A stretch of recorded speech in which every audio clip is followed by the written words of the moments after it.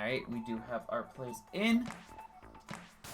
We can commence with the stage strike, and we'll see just where we're going to be beginning with our Invitational, our grand finale to ARMS in 2020. All of these players fought tooth and nail to make it to as high as they can, to top 8, top 10. And now these players are looking to try to walk away with some cash money. Hanukkah being a very proficient twin tail, Serp being a masterful brass. It's definitely going to be an exciting bout. Let's see, when both players are ready, we can commence. We are going to be trying to do this at a more reasonable, or we're not going to go at a super casual pace. We are going to do a pace that doesn't take up everybody's time, which means this is the only one we're going to see of the round ones. But I'll be catching a lot of things from the round onward after. We just want this one to go by a little more quickly.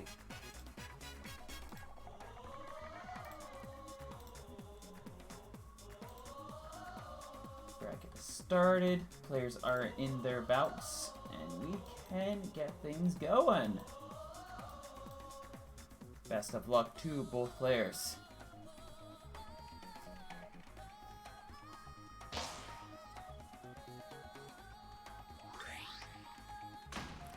Serp going in, maxest of brasses. This is definitely a good stage for him. Buster Beach has always been a very impeccable stage for Max Brass. It's just such a well-designed stage. You have excellent opportunities to corner and pincer your opponent down. You've got a lot of space to be able to create some distance and get that buff up as well. That said, if any character is going to be able to hold contention against Brass here, I'd go as far as to say it would be Twin Tail. Having that actress aura really helps in keeping up pace with a lot of Brass's strategies and tactics, and can just secure some really good counter pressure to stop any fierce Brass. Starting things off though, Serp is holding advantage, holding tempo, gets a couple of nice hits, a second grab combo that is more than half of Hanukkah's health taken away. Both players now already prepared with rush. Hanukkah has to be careful, because if he throws out that rush and poorly timed, poorly aimed, Serp has a very, very strong rush that can easily counter him out. And that would probably be the round. That said, Serp's also just looking for one more grab confirm to be able to take this round. And Hanukkah, quickly put back on his heels, is struggling to keep up as Serp is just keeping this pressure rolling, keeping things hot. Nice block. Doesn't get KO'd as that explosion knockdown gives Hanukkah just a little bit more room, a little more time, but he has to be able to stop Serp from buffing up. Otherwise, this is just Serp's game at this point, and he's going to be able to claim a very safe and confident first round.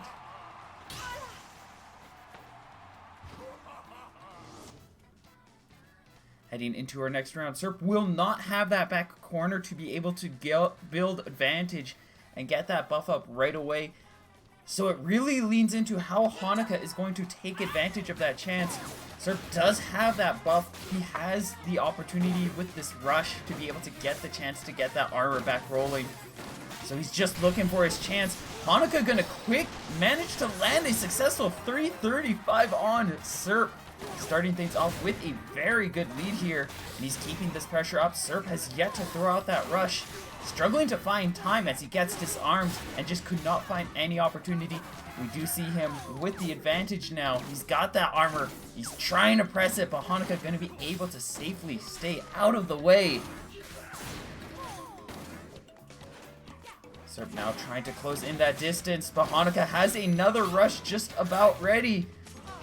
Serp now in enrage. We're going to try to close things out, but Serp with a safe block and an excellent grab. Hanukkah is now locked into the corner. He has to eat this damage if he does not make the perfect call. Serp has a rush that is just perfectly held onto for this moment. We've got a shield breaker that can easily come out too. Hanukkah tries to avoid, but it is too long, too far gone, too late.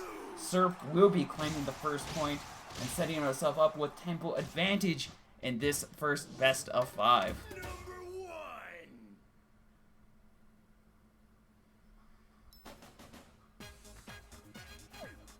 Buster Beach is like one of the best stages for Brass. I could see Twintel having a good chance at trying to counter it, but like if you're not Dr. Coil, you probably don't want to play against a Brass there, especially if they're feeling good about themselves.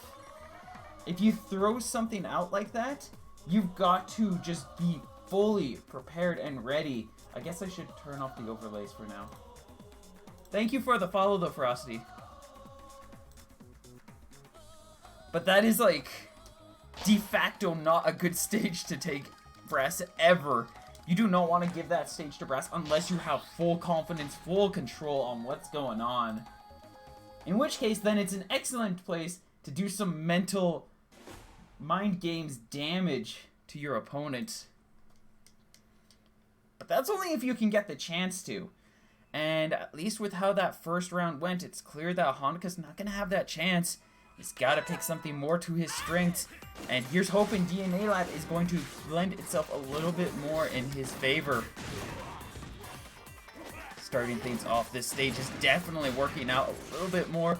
Serp does have a lot of room to be able to buff up here, but there's also a lot of room for Hanukkah to stay on the move, make himself a difficult target to catch, allows him to kind of pressure around and play out a lot of buff state from Serp.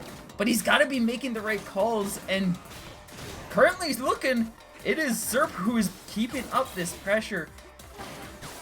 I wouldn't say this is definitely a little more even between these two, or maybe more Twintel favored, but this is still a pretty good stage for Brass. If Brass gets tempo and DNA Lab, you usually aren't having a very fun time.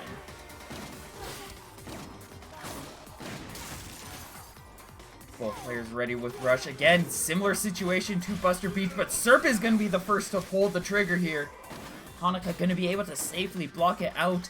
Looking to try to close in this distance. Find a nice confirm to get a KO. Shift this tempo more in his favor. Stevie has left my lap, so I can now more confidently focus and pay attention to what's going on with this match. Well, she's going to settle in cozily and lie down on my bed. Nice rush to connect, and Hanukkah going to be able to take this round.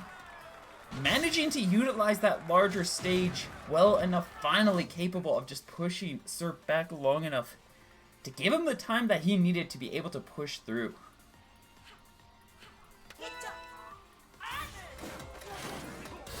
Starting this round off, Serp not getting the space he needs to buff up. Hanukkah quickly getting a freeze and some cheeky damage on top, keeping up a good tempo. But if he's throwing out too straight of a pace, it's going to be pretty easy for Serp just to power through, get a perfect shield. Serp is very, very fond of utilizing that shield and getting those perfect advancements to close in that distance. He is a beast of a man when it comes to utilizing Brass's defensive abilities. But so far, Hanukkah staying on top of things. He's holding onto a good health lead. And is just looking for a little bit more room. I do believe he has KO potential in this place. He's just got to find the right confirm. And Serp is looking to play safe enough that that rush does not come through fully. Maybe potentially set himself up in Enrage at this point, because that means that he doesn't have to worry about buffing up anymore. He does get caught by the rush though, and Hanukkah will be balancing things out. Both players now 1 apiece.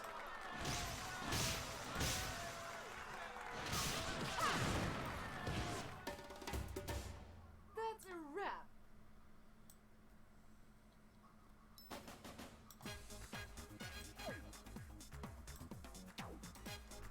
Excellent plays from both players. We are still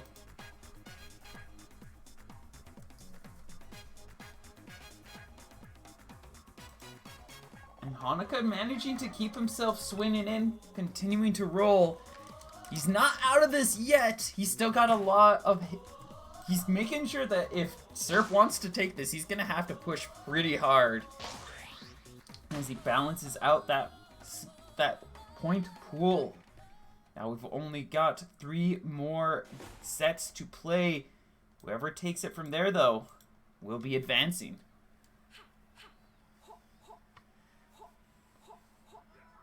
Heading over to Via. This is another stage that can be a little more fairly similar to Buster Beach. Lots of guaranteed space to start off that buff state for Brass. And it's so good when he gets you pressured down. But if you keep your pressure up against Brass, if you can keep the chase going, you can quickly pin them down and just end their game. Gets the freeze, but he's not going to be able to follow up with anything. Desperately tries to prevent Serp from buffing up, but that's going to only allow for a clean grab confirm.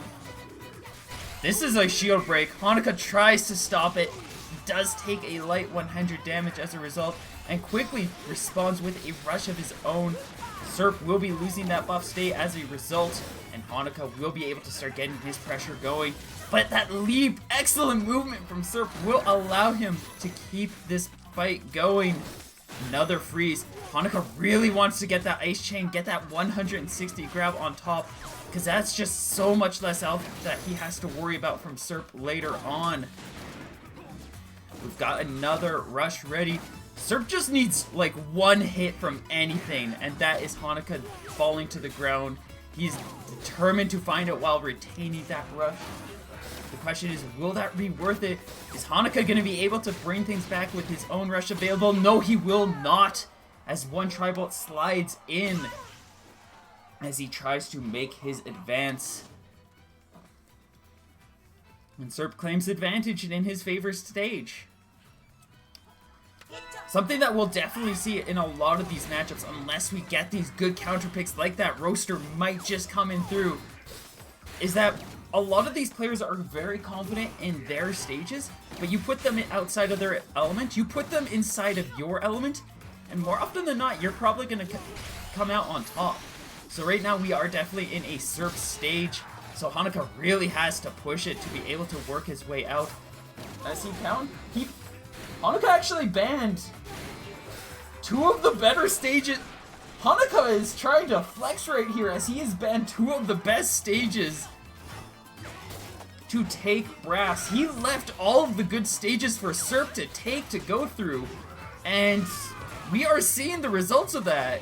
He left Buster Beach open, he left Via open, he left all of the stages that Brass wants to go to, and Serp is definitely having fun with this as he gets such a close perfect and is going to be able to reassert his advantage 2-1. Yeah, Hanukkah bans Sparring Ring and Mausoleum. Those are like the best places to take Brass, especially as a twin tail. Where did Stevie go? Oh, she's under my chair, isn't she? Oh, no, you're right here.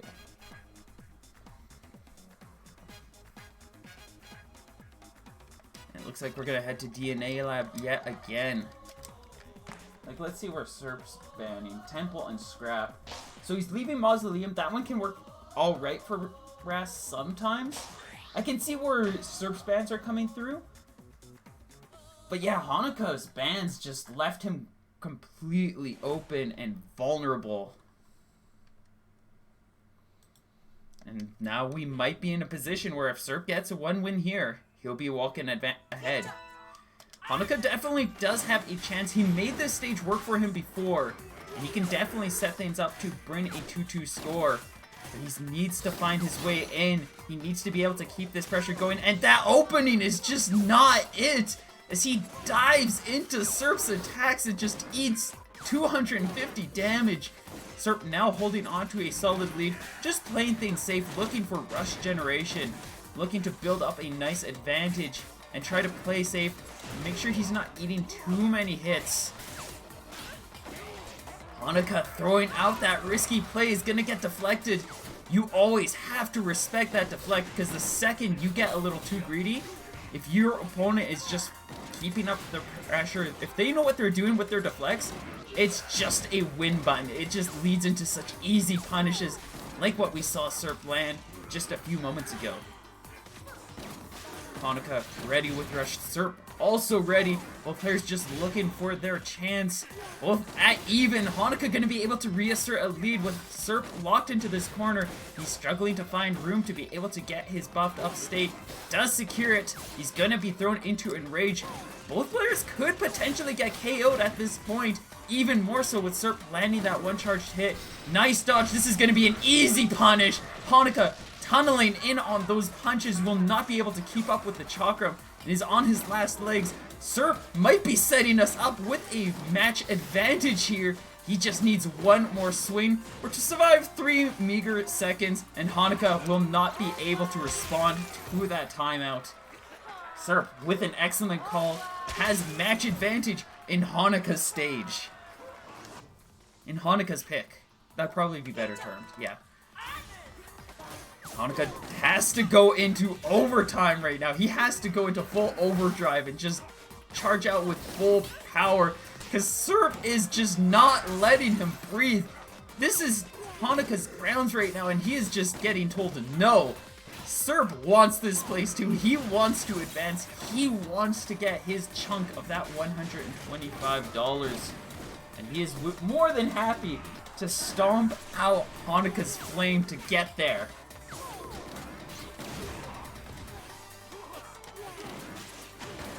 Hanukkah currently has Serp backed up against a wall. This is his chance to start getting some damage, but he can't find it, and Hanukkah slowly just losing more and more ground. He gets 305 on the rush. He needs to keep this pressure going. He needs to be able to secure more damage. Without rush, though, it's going to be a lot harder to take down. Serp's low health ends up double punching, and Serp just responds with a clean rush to the face. Hanukkah now on Magic Pixel for his final, what might be his final round. He's closing in the distance, tries to get that chain going, but Serp just calmly playing around it. We do have Hanukkah finally building up his rush. This is his moment. This is his chance. He will have to throw it out, but he does not find the distance. And that is going to be a KO. Serp will be advancing 3-2-1 against Hanukkah, and I will check on that. Thank you, Rifa.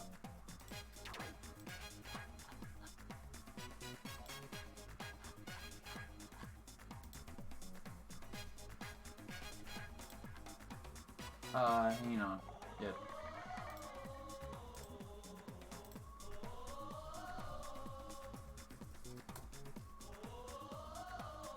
Let me check up on that.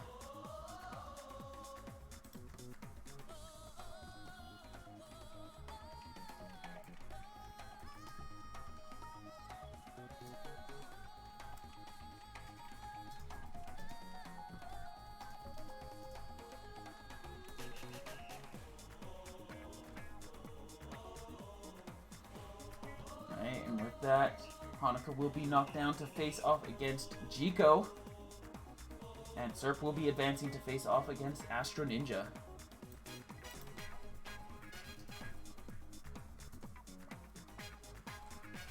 We'll just do this.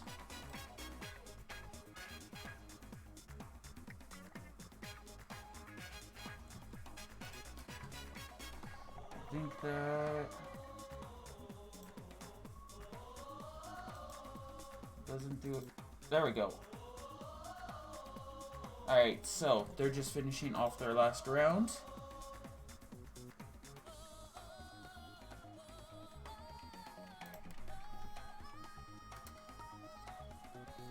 And then from there, we'll move over to Pine versus whoever wins that.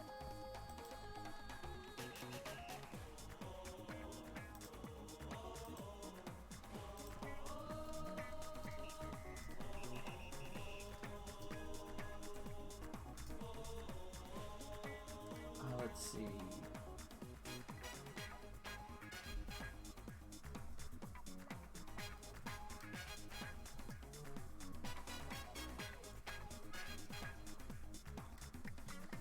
So I'll just get things set up. I will ask everybody in chat how you are doing, how life is treating you all. I do hope that life is going fair. I am doing okay, busy as usual.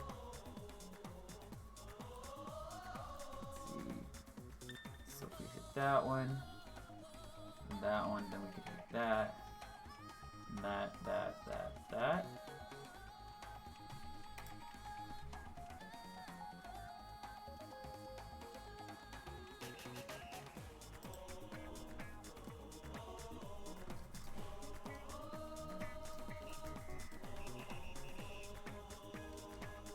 Alright, there we go.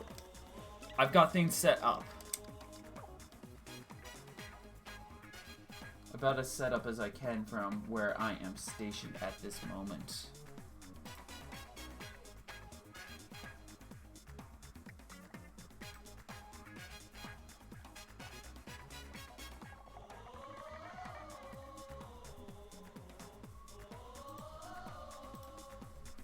And we can... Oh, I'm not even on the right screen. Bam. So now y'all can punch each other or whatever by typing in chat.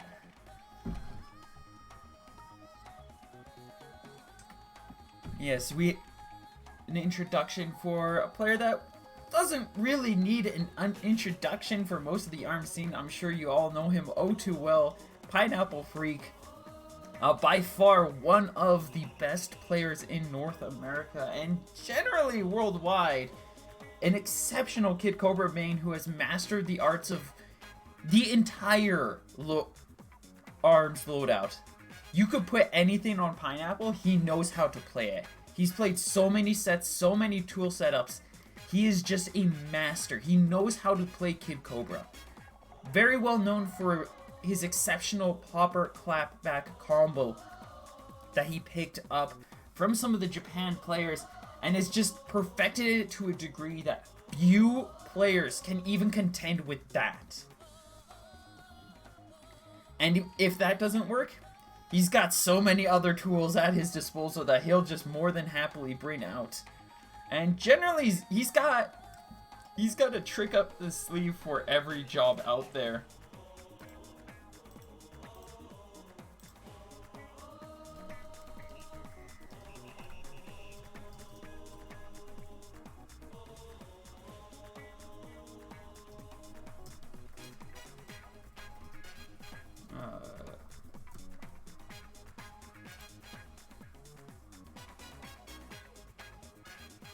Yeah, they're just finishing up what's going on.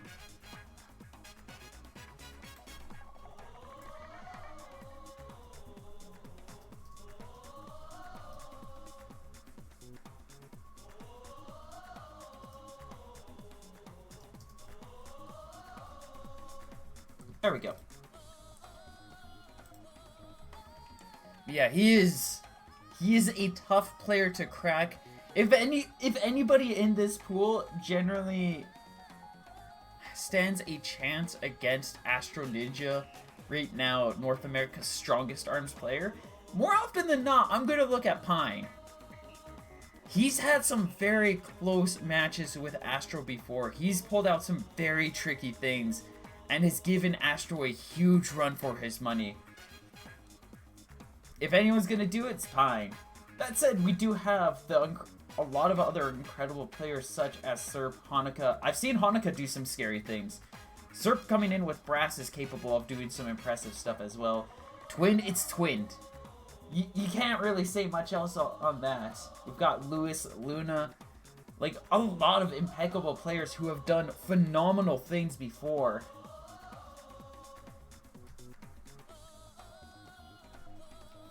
Anybody does stand a chance at taking the bracket, claiming that lead, and getting the primary chunk of change. But it's still, like, if anybody's got the biggest chance, it's still probably Astro. If I'm looking at how seeding is for the most part, I'd probably estimate things would go just about how they're seeded. Because just how these players are.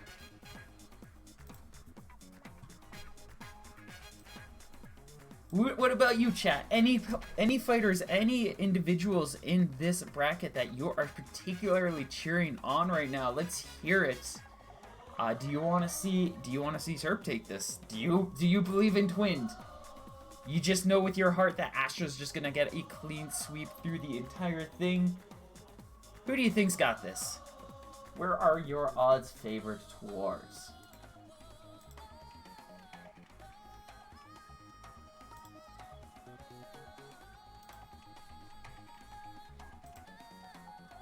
Alright, and I think we do have things set up. Judging by how they are communicating, I believe Twin is going to be advancing to face off against Pine, and that would be correct. Twin taking Lewis down 3-0.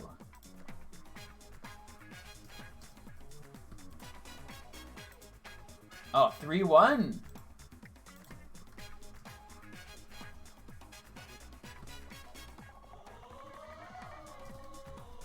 You want Kumo to take it all? Kumo almost made it this time. Unfortunately, his life just really does not like cooperating with him, which is why we usually only see him in the bi-weekly procrastination, because his life is fickle. He's got very strict times on which case he can actually work things out.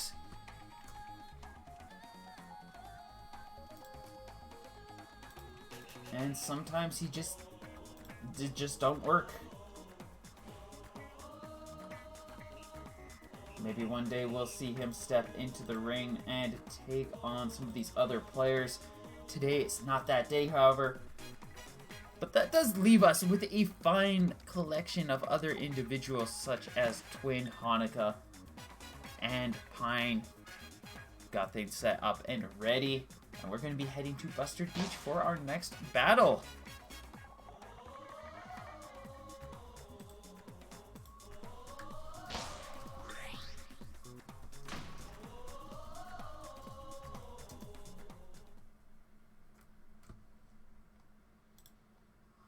Alright, we are in. Pine going in. He's got that clapback. He's got that popper. He does have a birch hug on toe as well. Another excellent tool for Kid Cobra. And a really phenomenal weapon to counter out a lot of Twin's general loadout and playstyle. It's a very, very effective countermeasure against Lollipop and her general movement.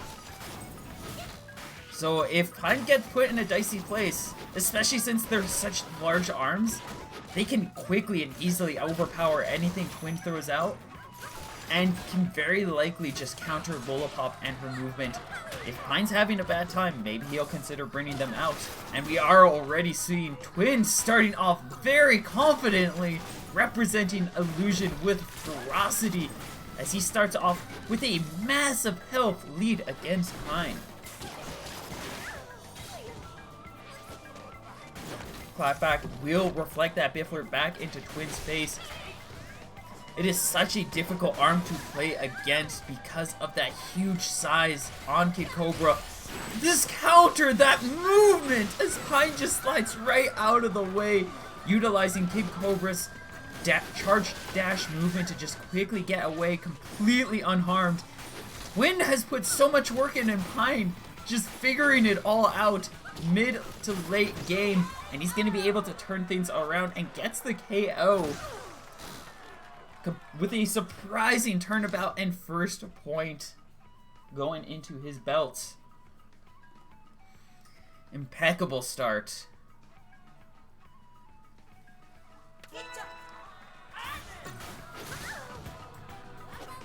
Diving into this next round. Twin sticking with his loadout. He made it work for quite a while, and I'm suspecting that he is hoping that he can make it work once again. But I think Pine's warmed up now, and he just knows what is going on. He knows of this snake as he's slithering around and just burning through Twin's health. Nice confirmed though for Twin. Will quickly turn things about. And both players again set to even. Twin holding on to the lead. Just looking for a little bit more of a chance to be able to bring things about. That could have been a grab confirm if he just saw the opportunity, but you can tell he is already tensed up. He does not feel safe going for such plays. In this circumstances, Pine ready with the rush. Will connect first. It will not kill though. Twin is on Magic Pixel, and he is looking to turn things here. If he can just land a good read with this rush, he will be able to take Pine out. Excellent deflect, good parry there, but it will be no damage, and Pine still dancing away at 20 seconds left. But Twin still manages to secure the KO! Twin is not gonna give up. He does not want Pine taking this. We are already... This is set 1 for these two, and we are at breakneck speeds as these two just going at it with each other. A phenomenal movement from Twin there, as he was able just to make his way through and find that one little window. Nice slide, nice confirm there, as he saw that clapback just about to connect and managed to deflect it down, throw out a hefty rush. And this round, again, starting off with a good lead. Excellent bait there as he waits it out. Pine will not be able to secure any damage off of that rush, and that's going to make this hill significantly more difficult for Pine to climb as he's knocked into critical. Another well-aimed Ice Dragon snipe. Twin is readying up with another rush. He will be able to throw it out soon, and if he gets the right timing, that could be the end of our Piney fellow here in this first set. Pineapple not too far away from his own rush to be ready, but he needs to be able to keep him Twin off his back, and successfully does so, but he cannot find his way into rush, and too little too late. Wind will be taking the first point and setting up with advantage against Pineapple.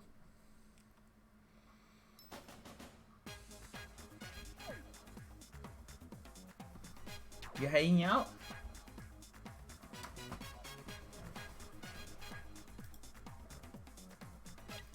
One moment.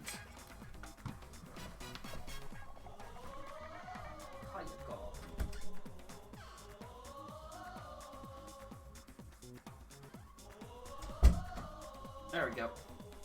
Alright, let's see where we are going next.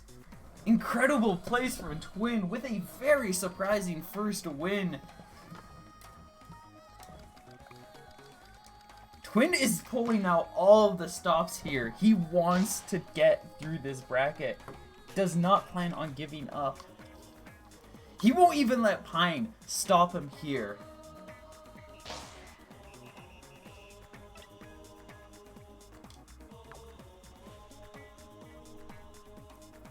We'll see. He's actually switching a roaster for a Slamamander. I've never seen him use the Manders. I am super eager to see how this goes. Manders being a really good counter to the clapback. He might be setting himself up to be in an ever better position to be able to contend with that clapback, especially since he's not going to have the space and range that Temple Grounds generally gifts him.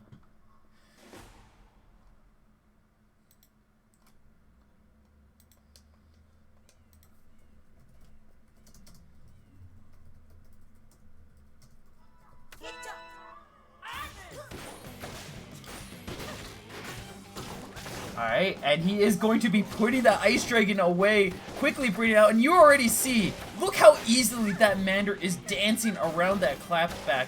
The Biffler still has a little bit of a hard time trying to contend, but it does help him compete with that popper.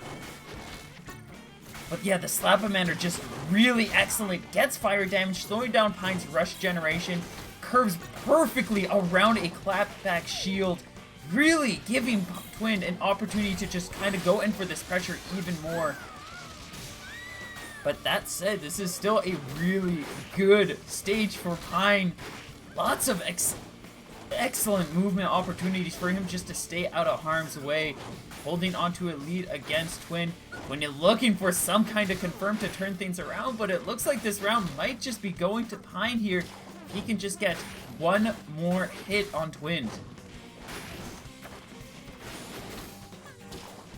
Twin just trying to fish for a chance, but it's going to be Pine slipping by first. Gets a good first round.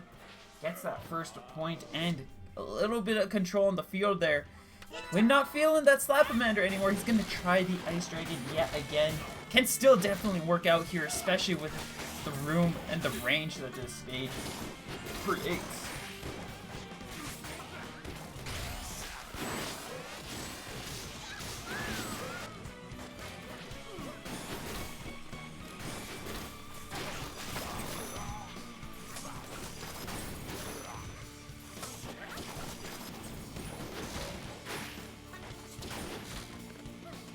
When looking for his chance, the clapback going to try to stop him, but it will not stop enough. He gets a full 320 damage, and as good as that Slapamander was, I think the Ice Dragon just does its job better. As Twin gonna be able to slip right by, and that is going to be a much more confident round. Also lends to the fact the Ice Dragon can't be reflected by the clapback, and on top of that, it's such a good counter tool against Popper. The Dragon is so good against Popper. It's ridiculous. Just that huge body will reliably eat up any light arms trying to go through it, where the Slapamander isn't nearly as consistent.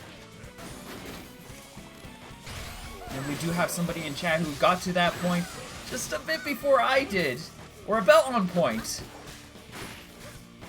Shout out to Rifa being one of the EU scene's top Ice Dragon utilizers, and definitely one of, if not the best EU player in their scene.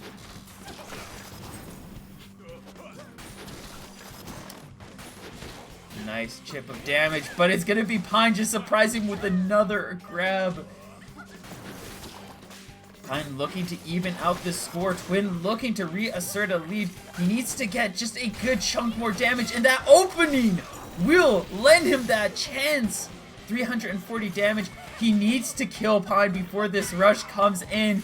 You see he is desperately doing that and succeeds! Reading out Pine, fully aware that Pine was looking to get that rush. And he is going to punish him for that play. He is going to read him out entirely. And now Twin has 2 advantage. Reading Pine out like a book right now.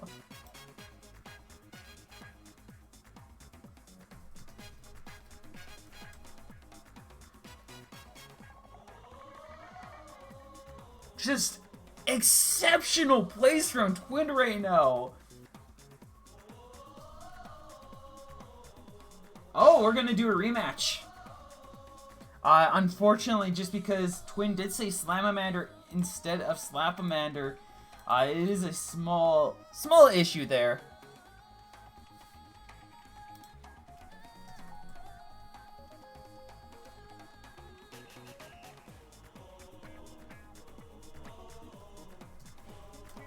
So we are going to have to do a redo on that.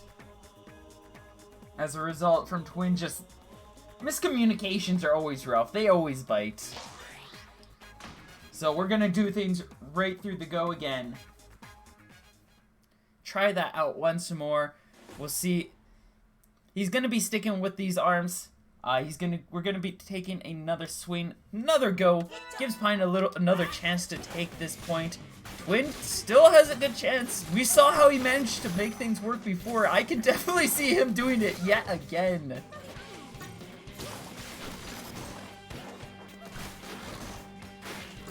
So this is still game 2 as we are just having a quick reset on things there.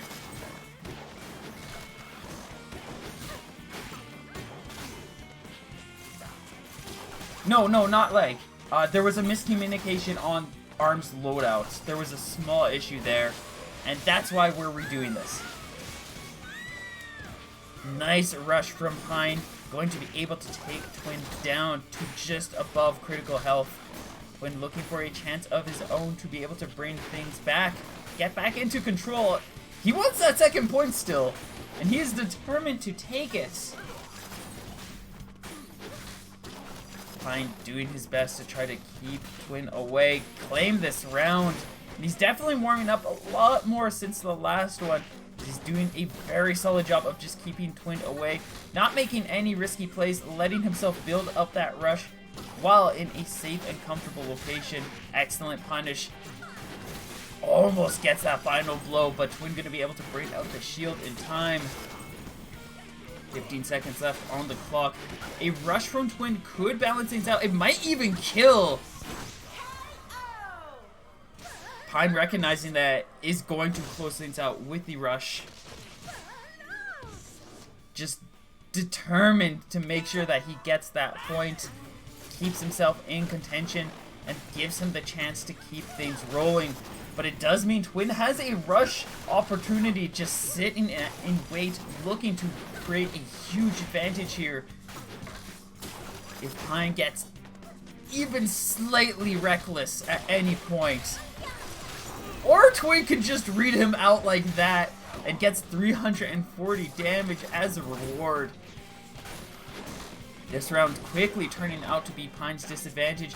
That said, with how things are currently set, he might have rush lead going into the next round, and if anything, that's something he definitely wants. Nice chain of hits. His rush could balance things out, and that grab will also... Pine could actually KO with this rush now, and he can quickly turn things about to be in his favor. Just needs a little bit more damage, and we could see ourselves turning to a 1-1 score. Another read on the grab, and just like before how Twin had read Pine out, Pine's gonna respond and read him out like a book as he gets 4 to 5. How many was that? How many grabs was that in a row? Enough to break my voice, that's for sure.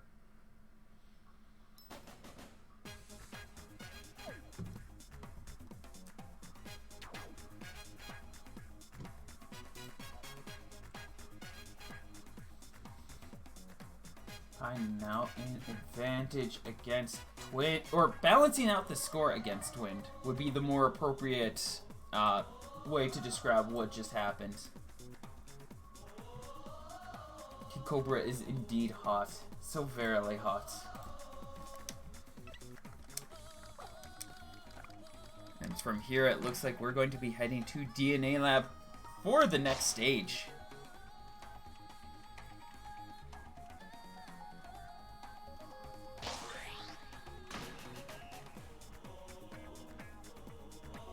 Twin doesn't have to make any calls about loadout changes here, so we might be seeing something. But it looks like he is going to be sticking with his arms.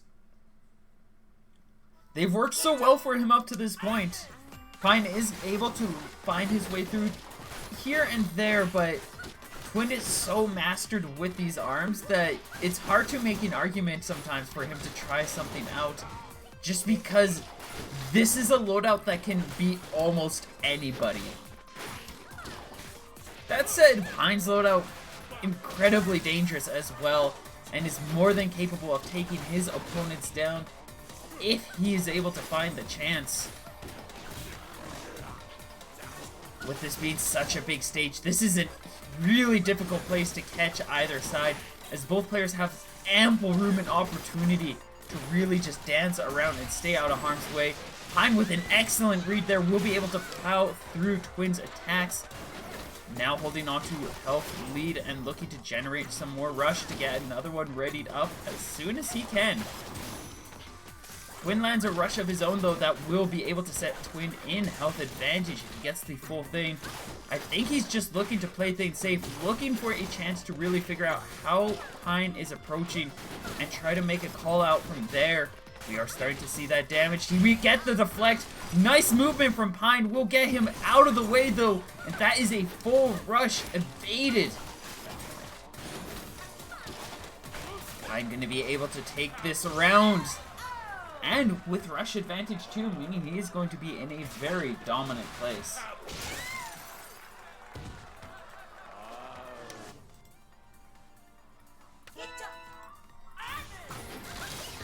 Quickly starting things up again. Twin gonna be the first one to taste pain, and a rush to the face. Pine not hesitating to pull that trigger, just making sure that he gets as much damage as quickly as possible, gets full value out of that rush. Twin quickly pushing back, secures a little bit of footing room for himself to be able to dance with Pine. But it's still very much Pine's control. He's got another rush just about ready. And he's going to utilize this opportunity to grab Twin out, recognizing that Twin's kind of just being a little too patient here and starting to capitalize on that patient play as he is throwing out so many of these grabs and just catching Twin off guard. Out comes this rush, and that's going to be another KO. Pine now holding on to the 2-1 advantage against Twin.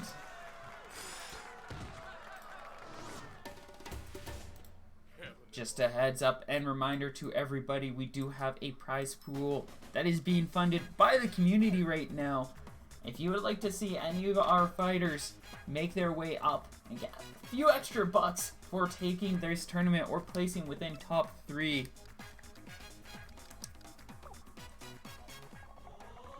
just make a donation there and you should be good.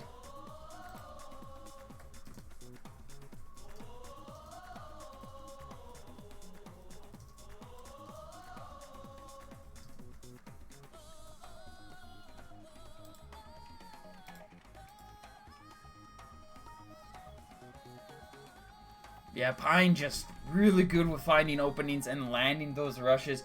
It really helps out that he has that clapback too, as it just leads in for so much more damage. It makes it so much more easier to land those confirms, because any attack that your opponent makes, the clapback will generally beat out. Is she yelling at me? Please don't tell me she's yelling at me.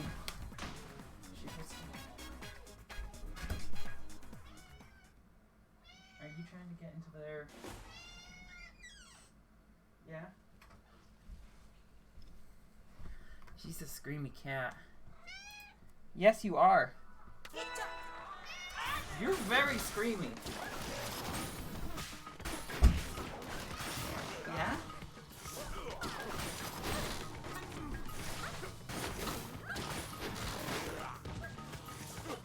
Alright, well, I have a cat back on my lap, and we have a match that is underway. Yes. Let me do the controller thing first, Stevie. Twin taking us back to Temple Grounds. He managed to claim the first point here, is hoping to try to get that swing again.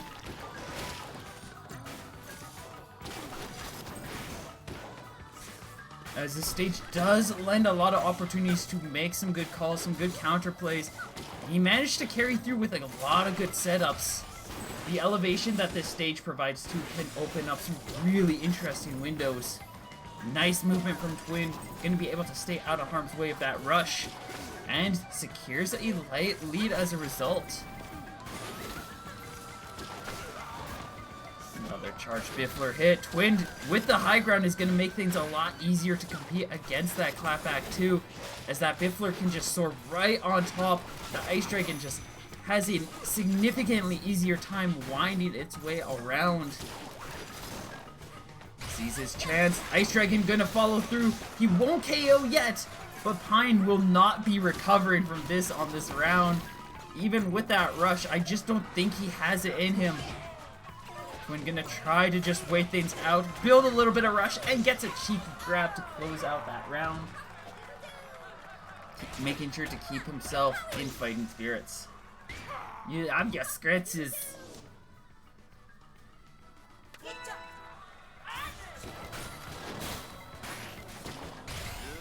Whoa, nice movement from Twin, just barely sliding out of the way. You saw that just minuscule movement as he was able to just barely dash out. Utilized his good movement speed and brought out the shield in time before the clapback was able to come through. One of the big disadvantages of the clapback, and one of the reasons why it can be so difficult to land with rush, even though it's really good at powering through other attacks, it has a lot of charge up time. Which means that if you're not lining up your shot fully, your opponent has a lot of opportunities to bring out a shield and safely block it down. That said, if you got a popper, if you got a good height advantage, it's not necessarily as much of an issue. As Pine now looking for just one more poke to be able to close this round and set himself up in match point. Twin desperately looking to prevent that, but will not be able to do so. You can lie down, you know, you butt.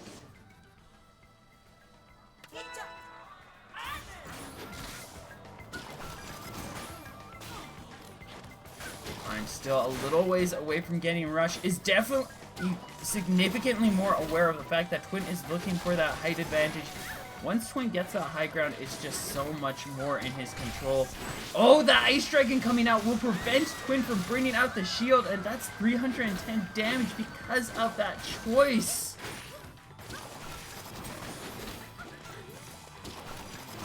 Twin holding on to seriously good ground here as he has yet to be hit beyond chip damage. Commentator's Curse, we finally see that first a little bit of damage, but he still has so much control of things. There's only so much Twin can do, but if he can find that room, if he can find that chance to start pushing back, maybe we're going to see that surprising comeback, and we might even see a Game 5 from these two players. Out comes the rush. Excellent dodge there.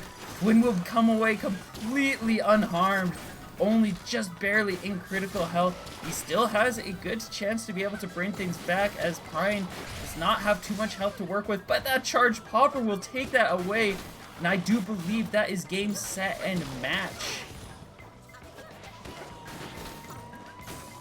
As Twin will not be able to bring things back after that lost tempo from that one miscommunication.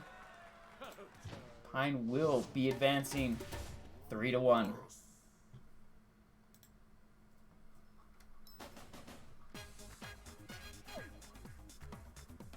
Stevie, you're making it hard for me to do my job.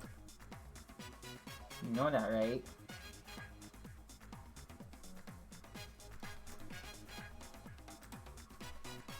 Impeccable plays from both players, but unfortunately for Twin, it was just not enough.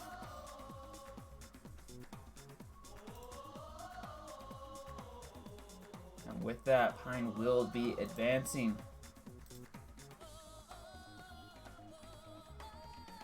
You love your scratches so much, don't you?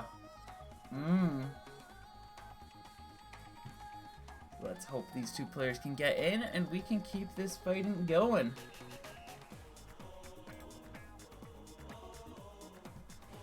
I love you too. You're such a precious cat. Alright, we do have our two players.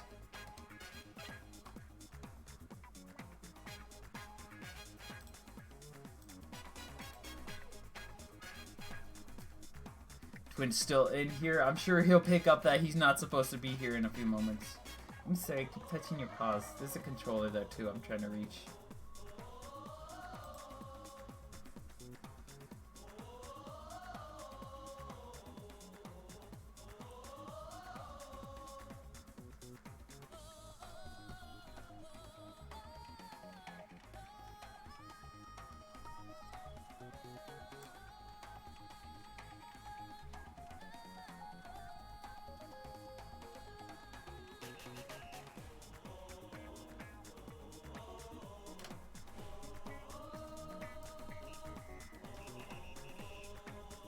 Alright.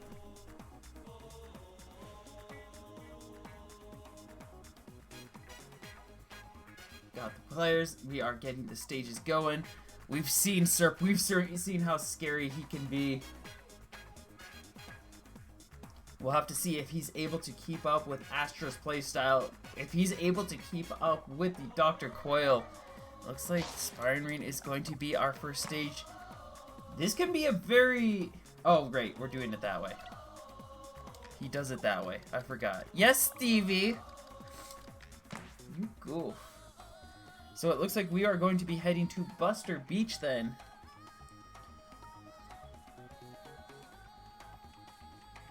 Wait, why am I wearing my headphones? There's literally no reason for me to be wearing headphones. That's better.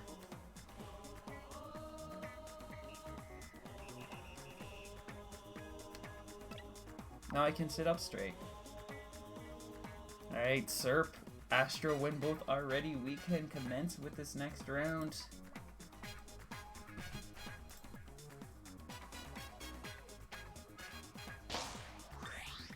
And it will be Max Brass versus Dr. Coil.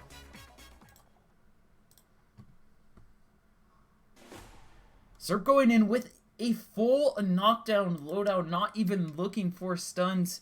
You might think that a good stun build would be good against Dr. Coil, but I do trust Serp's input and decision here, as sometimes it can be just a little too difficult to get those knockdowns. Getting that additional damage, slowing down that rush generation could be a little more important, a little more effective against the Dr. Coil here. Astro going in with a good combo pressure options too, as he's got a solid knockdown to counter out that armor. And then he's got that blast to challenge Serp when he is unarmored. Nice approach there. We'll start Astro off with some good damage, some good pressure, and just holding onto a good lead as he quickly is trying to generate even more rush before Serp even has the chance to throw out his first one. Nice knockdown though. Serp is holding on to some good advantage, trying to just build up another chance to get that buff up state going, or maybe even just eat a chip hit to get into Enrage. There we go. Astro going to throw out a blind rush, and it will connect. Serp tries to respond with a punish, but does not have enough time to line up the shot, as Astro, with height advantage, will be able to connect with that aerial movement, and an effective punish comes through, allowing Astro to start off with the first round. Serp does still have his rush, still looking to throw it out, but he's going to completely whiff. Does get a chance to buff up in exchange though, and he's gonna try with every inch of his might to push through with it, but to no avail, as Astro just hiding on the back wall, playing things safe and patiently. He's got this rush, will connect once again, 280 damage. Astro now building up another rush, continuing to hold on to this phenomenal lead. Serp just doing his best to fight through. He's managed, that last round was surprisingly close, like really effectively done, but he's just not able to make that magic work yet again. And one more poke. Astro gonna be able to claim the first point.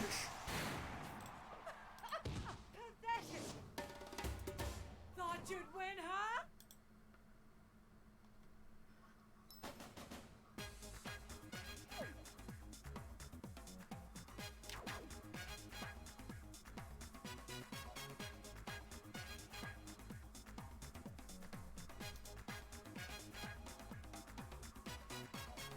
Looks like we're gonna head to DNA Lab next.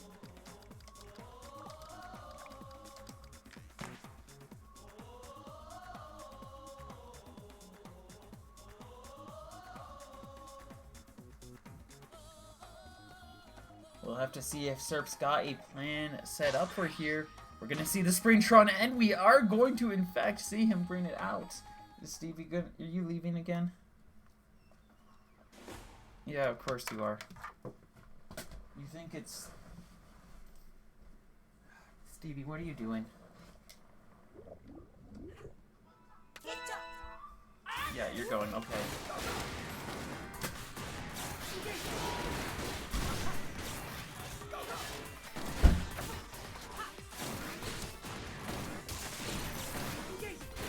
Alright, let's try this once again. Serp has switched over to Springtron. Definitely a rare pick, something you don't see too often.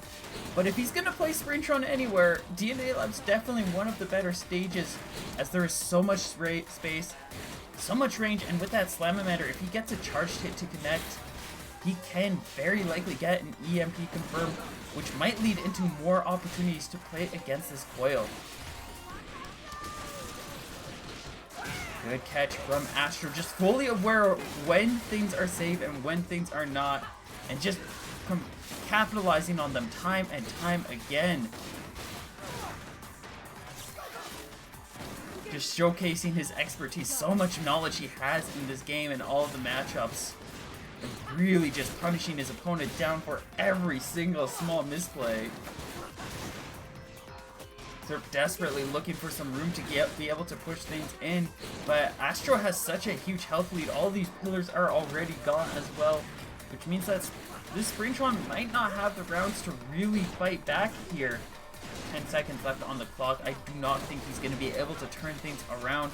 Just desperately trying to get some kind of tempo, and Astro constantly right in his grill. Just perfect range where he's not close enough to get punished for anything, but he's not too far away where that EMP is safe to pull off.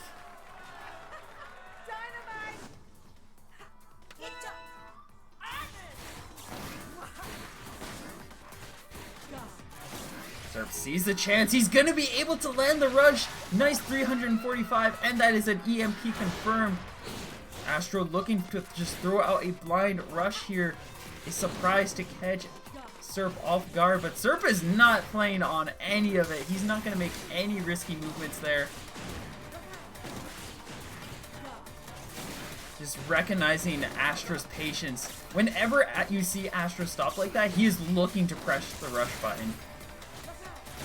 And Surf definitely fully aware of that. He's just waiting. He's utilizing Springtron strengths where it's like, oh, you're going to sit there and wait? I'm going to charge up an EMP then. And just kind of baits Astro into making riskier plays, playing a little more aggressively. It's giving Surf chances to get some better punishes.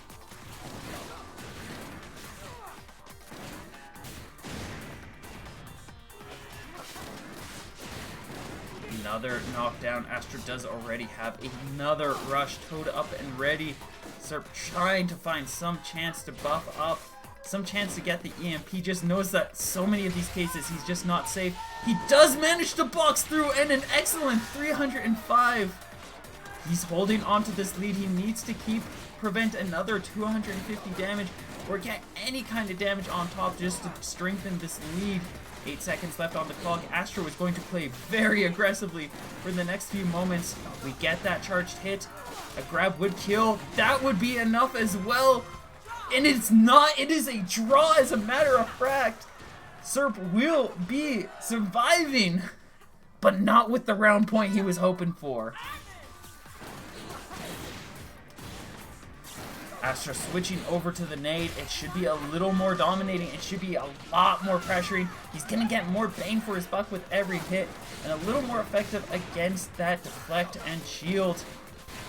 But it is a lot slower, which means that Surf's Toaster and Slamamander have better room for outboxing. If he can just find his way to box through Astro's pressure, he can definitely start making some stronger plays going through, especially with how effective he is at counterplaying against those explosive arms. Nice knockback, gets the EMP. He is looking to try to keep this going. If he gets a good hit, he can't! And the rush will come through. Astro will now hold on to a 2-0 lead against Surf. I like the Springtron. If it was that round before, that was a draw, but the tubes were there, Surf would have had it. Surf would have had that one.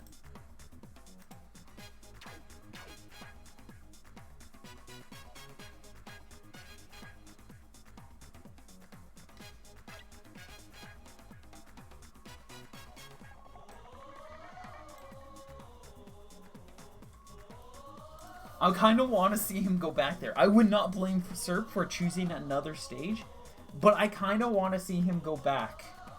Temple Grounds is an interesting pick too. I can see where he's coming from with Springtron or Brass here. I'm not gonna fault the man for wanting to go here. I feel like Surf's doing a pretty solid job of just taking what he feels like would be a good stage for him to work with. This can be a very solid stage for Dr. Coil as well, but will it be enough to make Springtron stand out just a bit higher? Only one way to find out.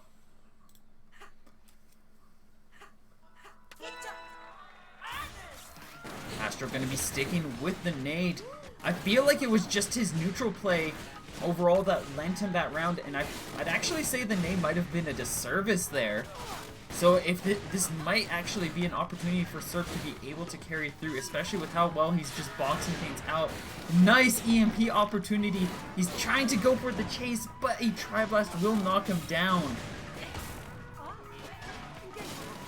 Astro ready with a rush already set, just looking for a window to throw it out. And he's gonna call out Serp's side dash. Nice 300 damage.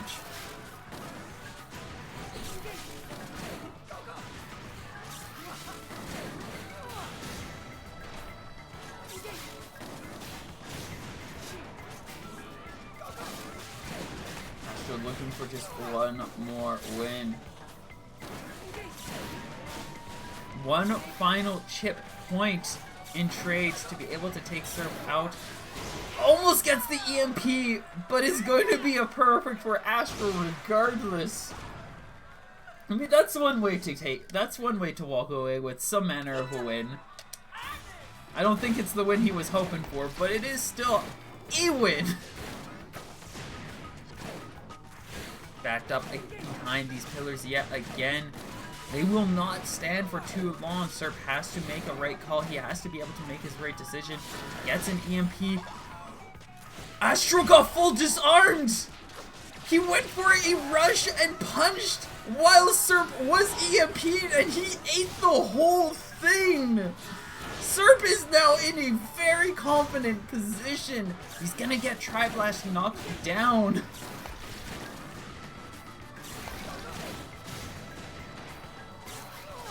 Last pillar taken away. Astro is just looking to play things safe until he has that rush ready to reassert that lead. Also, chat, please make sure, if you see anything cool, please make clips. Please make clips. I will not remember 90% of these. Please make clips of stuff like that. Nice rush to follow through. Astro building up a very confident health lead after that unfortunate exchange.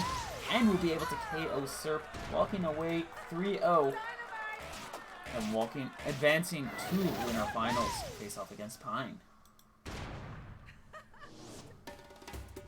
Back to the lab.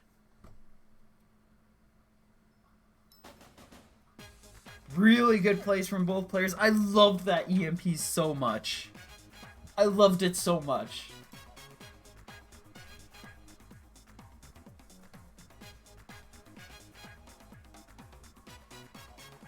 Okay, Twin and Jigo are currently duking it out. Looking down on the lower side, it looks like Luna was able to take Lewis down 3-2 in a very close match.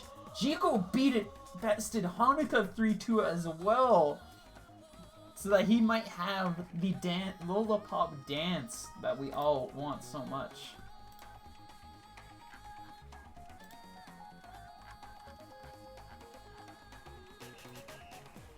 With that, we can head into our next one.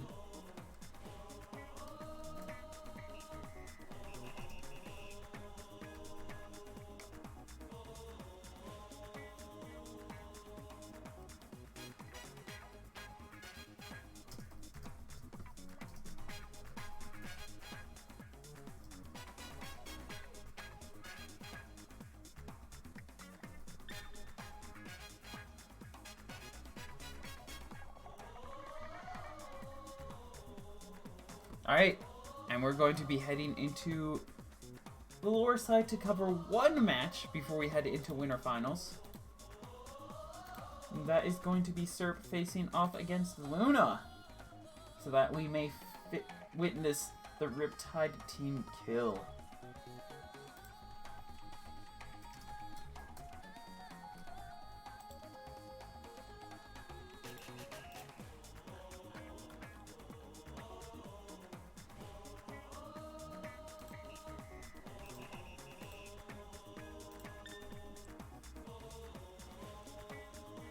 I want to see it. I want to see this one. I wanted to see some Luna or some Lewis because we didn't see them in the round one, and I do love both of these players. They both deserve a chance at the spotlight. There's a chance that Luna can take Serp down, and that would be quite the showing if that happens. But there's also the chance, like, I feel like we've got a lot of Serp. I mean, I'm not gonna argue. This dude is amazing, and he deserves his chance in the spotlight. Like, Serp is a phenomenal brass player. I've talked to him a lot in my day-to-day life.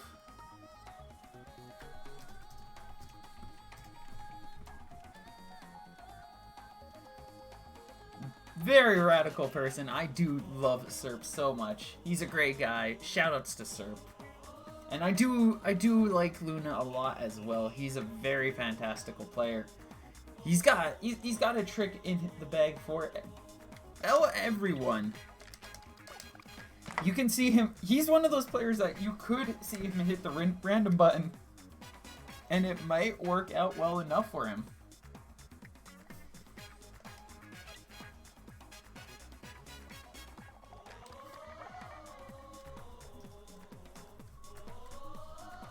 Alright, it looks like we're going to be going to DNA Lab.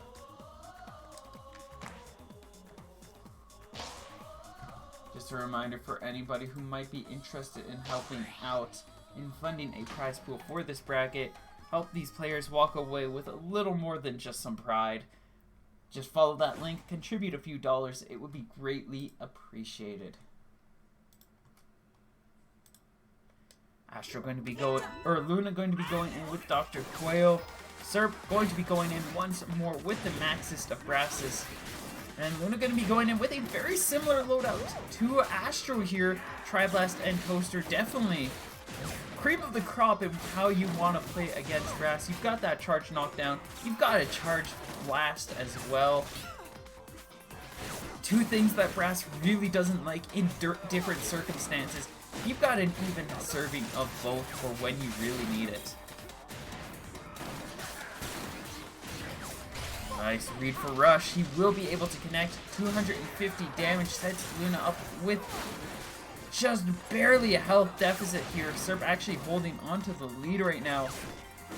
Now it's an advantage for Luna, but Serp does still have that Rush ready, and he's going to see an easy clean chance. 260 damage will be able to keep him going. But a nice grab response from Luna. 150 damage. He's set himself up once again, as these two players constantly dancing back and forth between these health meters, neither one finding a true advantage yet. Luna does have the rush. If he gets a good read, he will be able to close it out. You can see he's trying to be really cautious of that Triblast, of that Chakram, that they could surprise him really easily, just like that. And just like that again, as he drops his guard for just a few seconds too long, determined and focused on getting close enough for the rush. And he ends up eating 260 damage. And that's going to be Serp starting off with tempo advantage in this first set. Another excellent knockdown. Nice charge and excellent movement from Luna to block and punish with that rush. Serp making his approach. He's got the rush advantage and he's looking to try to utilize it. Doesn't get the grab to come out in time, but this rush will be able to connect. 215 damage. Continues to hold Serp in the lead in some manner. Luna looking for a chance to rush now. He's just about ready to throw it out. Looking to get it ready. He's got it set. He needs to close the distance though, and he has a lot of trades that he needs to connect with if he wants to be able to turn this tide. And you can see Serp is fully aware of that. He is trying his best to play things safe. He's trying to build a rush of his own. Doesn't even need it though, as a Chakram slyly just sneaks around the tube. Luna does not even see it coming. And that's going to be Serp with the first point.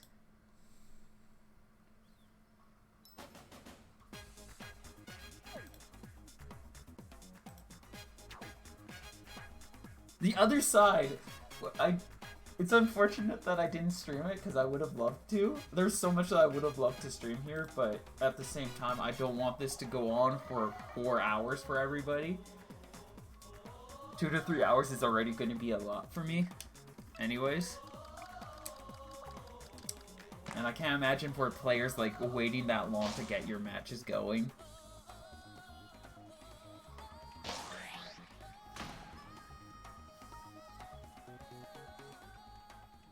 Because Yeah, sometimes just having that long of a break can be really exhausting. When you're at a venue, when you're at an event, it's a little bit easier. It's a lot less stressful to sit down and wait because it takes a lot more of that energy out of you when you are competing because of the air and everything around. And also, like, in those circumstances, like, that's your day, that's your plan. When it comes to offlines, convenience is definitely a lot more important, and it's something I don't think a lot of people realize. Is when you're playing it online, like, you're sitting in your house, like, I could go get a glass of water or something like that. But, like, there's other things that are going on in their lives and our lives and everybody's lives at this point. So sometimes it's just a little more difficult to dedicate like 4 hours to just competing in top 8. Really nice catch there. Excellent confirm. Luna executing the Siki grab confirm flawlessly there. And Serp was just not ready. If you ever see a Siki come out against Max Brass, that is exactly why. What you just saw Luna do is exactly why. It is so good at punishing Brass wake up. It is one of the few cases where you get Brass weak, and all of a sudden now you're where you want to be. Like generally most loadouts and arms, you're looking to try to set KO Brass with your rush before he gets in range. Here, you want to enrage him, because it just makes it that much easier to punish him from then on. Nice, cautious movement from Serp, will keep himself going. He gets shocked again, just tipped off the side.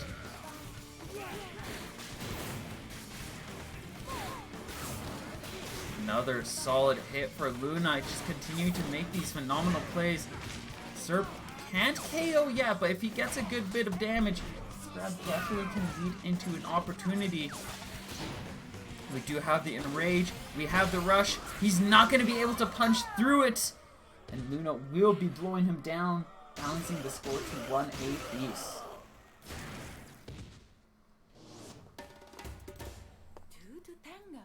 Yeah, Siki is like one of the most dangerous things for Brass to have to contend with. The reason why you don't see it too often is it is not easy to play against Brass with a Siki.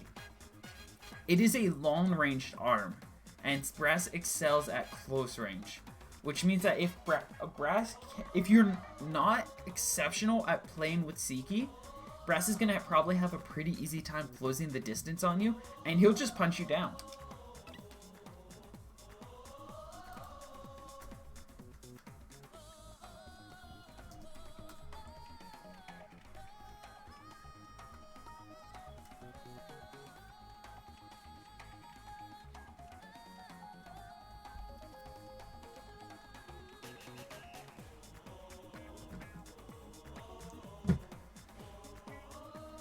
Like, more often than not, Brasses are really good at boxing too.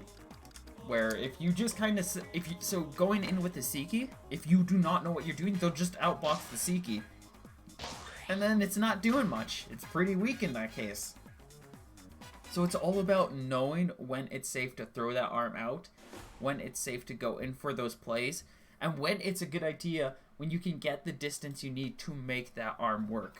Having something that can kind of contend with Brass at close range makes a huge difference. Toaster Siki being a really excellent combo against a lot of Brasses for that matter. Or for, in that case specifically. Starting off this round though, this is one of the stages where Siki kind of can struggle a little bit more because of how close range things get so often. You really have to be making good calls consistently for it to really work out.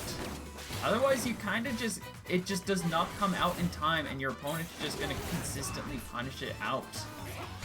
Nice read there from Serp, expecting some kind of grab or attack punish, and he is just going to go out with an excellent rush.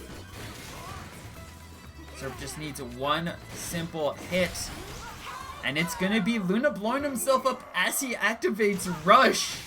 Just, that is not the way you want to go. A very, very unfortunate exchange, and Luna gonna put away the Seiki as a result. Just not happy with what just happened. Tri-Blast definitely gonna work a lot better at mid to close range.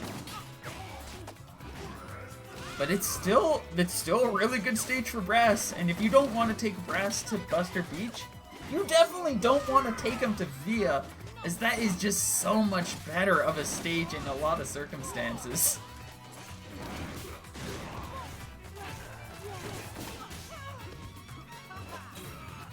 Zerp now ready with the rush. Luna ready with a rush of his own. Zerp trying to force something out with those moves, but Luna not playing with it. Out comes this chance, but it's going to be a safe block though. Explosion just stalling Zerp's plays ever so slightly. This is Luna's chance to be able to close things out. Zerp is trying to find a window for just the cheekiest of punches. He's going to get knocked down though, which means that rush only doing some light chip damage. And now Luna at Magic Pixel. Zerp now enraged. Both players so anxious about making a move, but as soon as Zerp sees that Tri-Blast coming to his side, he knows it's time to kill. And Zerp gonna set himself up with a 2-1 advantage. Let's see how the other one is going. The other one is still going! That's crazy! I figured they'd be done and tapping their feet at me.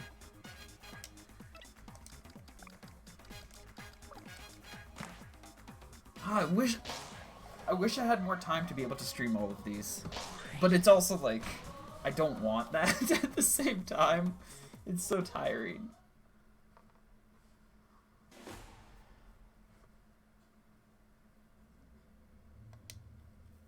Alright, heading into this next round. This is gonna work a lot better for that Seiki. There's a lot more space. This is probably Brass's worst stage. Like, there's other stages that can kind of work worse depending on the Brass player. But from my experience and to my knowledge, this is consistently one of the ones that you can go to, and Brass will more often than not have a very good time.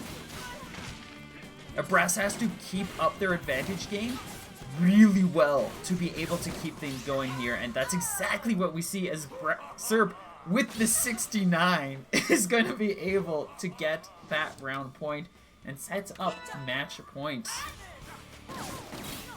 Quick charge double punch down on Luna sets him up with some good advantage and control going through this round as well. Brass has to play really well to be able to work on this stage. Because if that center platform breaks like that, it's just immediately significantly more difficult for him to be able to play like Brass. And he's just going to get pushed away. Like, it's super easy for Luna just to chip and poke him at this point. And Zerp has to just, like, dance around this and try to find something. Like, he got a really good first round. He's going to go for this rush, but it's going to be a safe block for Luna. Now he's going to need to find some way to buff up. Or just slip by with an opportunity to charge up a rush, but like Luna just has to play the game at this point, and he has a very easy time playing this game. As Zerp desperately looking for some kind of room. Out comes this rush. Excellent movement from Zerp. Will keep him alive even with that weakened shield. And he's almost got a rush ready. He might be able to bring this back as Luna getting caught by another charged Tri-Bolt. Zerp now ready with the rush. He wants this kill. He is going to start going in for the chase. Luna desperately throwing out charge punch after charge punch. Tries to go for the charge. It will not kill. It will not break through shield. Few seconds left on the clock and Luna will take him down.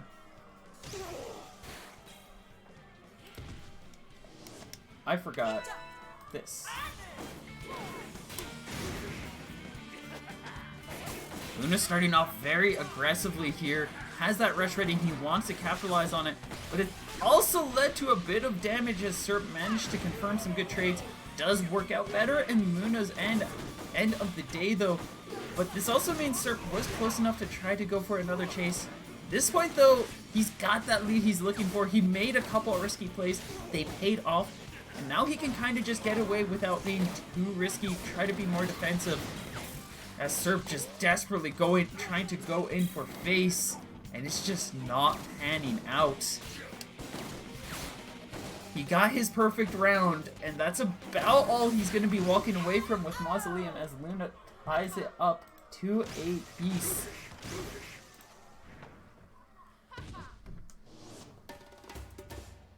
Femme fatale.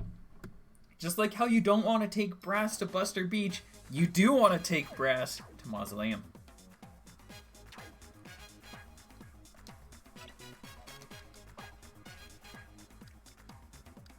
It looks like we're going to be going to Sparring Ring next. Serp just not happy with how Mausoleum prevented him from approaching. So we're going to pick the Mausoleum that's more cornery, and you can't break the center platform. This can still be, just like Buster Beach, this can still be a really good stage for Twintel. Siki's going to struggle a little bit more here. So we are going to see a safe call of switching over to the Tri-Blast. But this is very much, this is one of those swing stages. Where I definitely say Buster Beach is more Brass's favor throughout, even though Twintel can kind of contend. This one, whoever has advantage is dancing. The one who doesn't have advantage is a very sad panda, as it'll just be hard times upon hard times. Luna will be the first to get rush ready. Has a slight health deficit though, but is managing to keep things up. We do see a good rush. He does get the charge up, and Serp now at critical, which means he's got that permanent rage. Luna's only going to really be able to secure good damage if he gets a huge chain of chip hits with the Tri-Blast, Charge Toaster, or the grab. But letting himself get locked into the corner like that, that's 300 damage. But he does get the pillowing barrage of punches just in the nick of time. He's going to get the point. Match advantage in Luna's favor.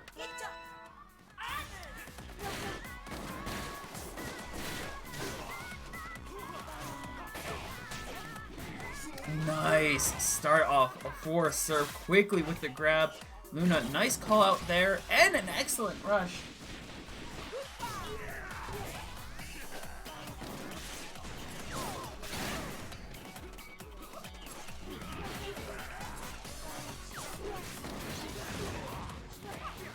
Starting things out, it is not looking too good for Serp. He cannot get the tempo he needs to really start swinging things through.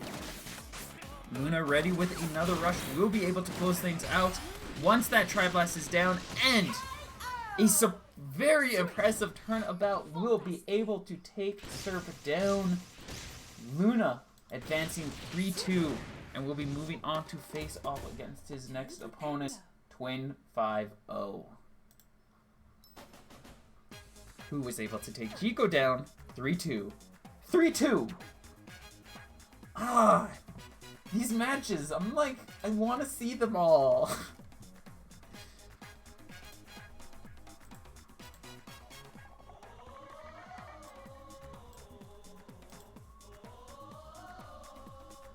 Alright, let's get our two winner final participants in here. We can head straight over to winner finals. And we're now in top 4 territory as well.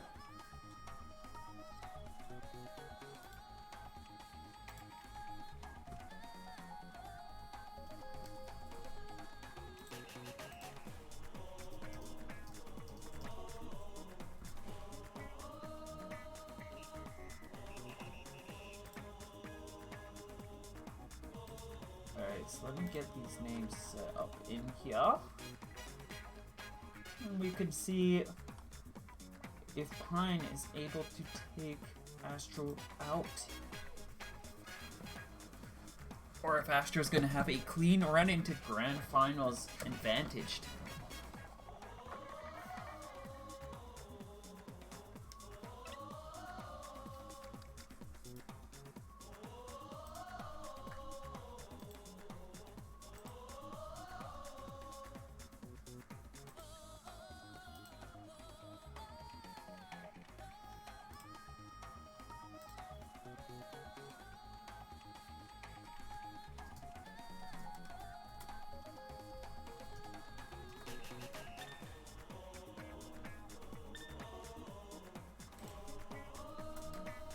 and it looks like Mausoleum is going to be our stage.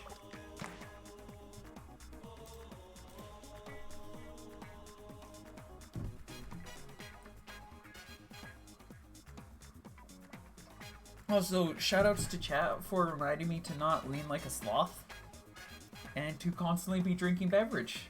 Because I am talking a lot and very aggressively with lots of energy. If I am not drinking beverage, I will die. I do not have as much experience doing this as I usually do, or as I have before, considering I don't run this stuff weekly.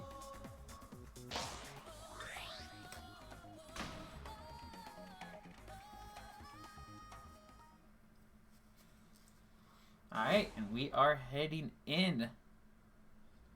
Pineapple going in with the popper clap back. Astro going in with the Fun Chuck Toaster. Both quickly equipping their best in a lot of ways. Astro definitely going in with a solid loadout for countering Kid Cobra. A lot of their movement. And just a really good countermeasure tool against poppers. Pineapple going in with the best of the best that he's got, and just something that we have seen him take Astro down with before. We'll have to see if he's able to make things work here, or if Astro's going to sing his way through. Starting things off lightly for Astro. Rush ready. Looking for a chance to build this lead ever so much more. Sees his chance off of that clapback, and he's going to be able to get 295 damage, building just a little bit more of a lead. Excellent deflect from Pine with a 325. Astro thought he was so safe there, and he just got chewed out for that play. Pine just reminding him yet again that this player you cannot toy with. He will dunk you down if you are not careful. Nice couple of trades. Astro thinks he sees his chance, but it's only a chance to feed the shield. Pine is now ready with a rush. If he lends it, he'll be getting a KO. And Astro is down for the count. Pineapple claiming the first round points.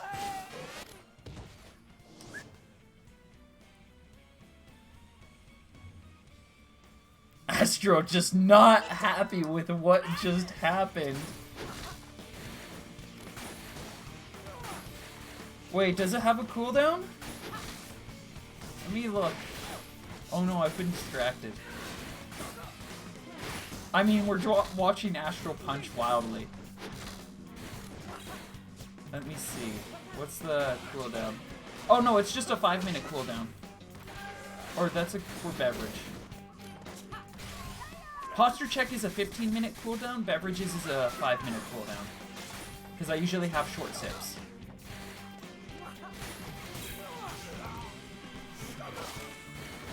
Nice disarm, but he barely gets anything off of it as he just throws several punches. He is getting punished out. I think Astro got a little impatient after losing that first round. He has definitely lost some composure as Pine is punishing him out so often. Rush finally connects. The sip is to moisturize the throat more than anything. Another double hit of the popper, just slowly eating away at Astro's health. Astro trying to generate another rush as quickly as he can so that he can try to close things out. That's not going to kill, but it gets Pine pretty close. Pine looking for a chance to build up a rush of his own. A few seconds left on the clock. Both players are even.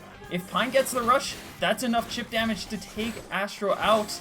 And Astro, seeing that, will try to dodge, but you cannot dodge the clapback. And we have the first point going to Pineapple Freak.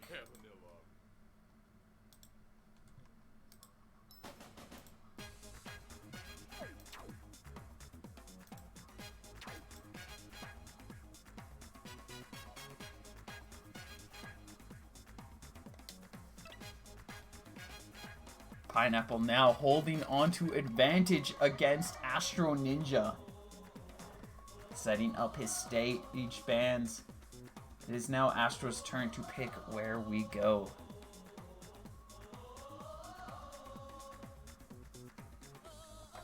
I'm not sure. Kind of smart?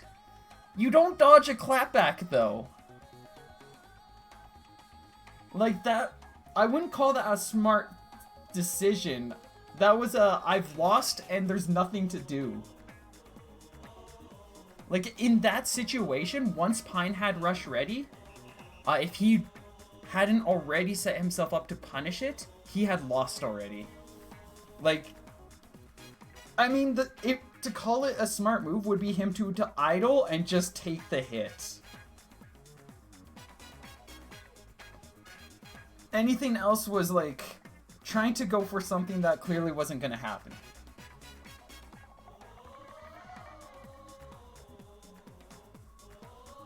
Alright, Temple it is.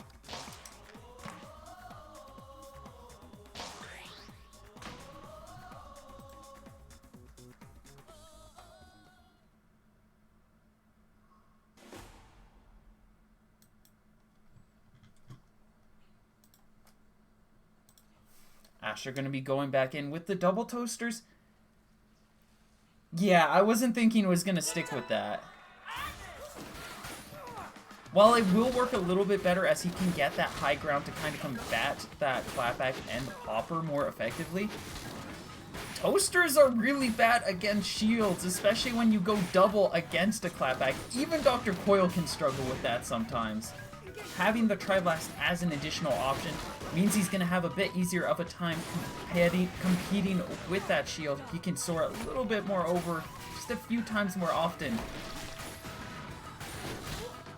And should help him out in being able to contend against this Pineapple and his just domineering approaches that are happening right now. Two big swings and Pine just snaps him right in the face. Just straight up denying Astro here. Really swift punish. Astro does get a successful block and actually a really nice punish attempt, but that clapback recovers just a little bit too quickly. If it was any other arm, that would have worked.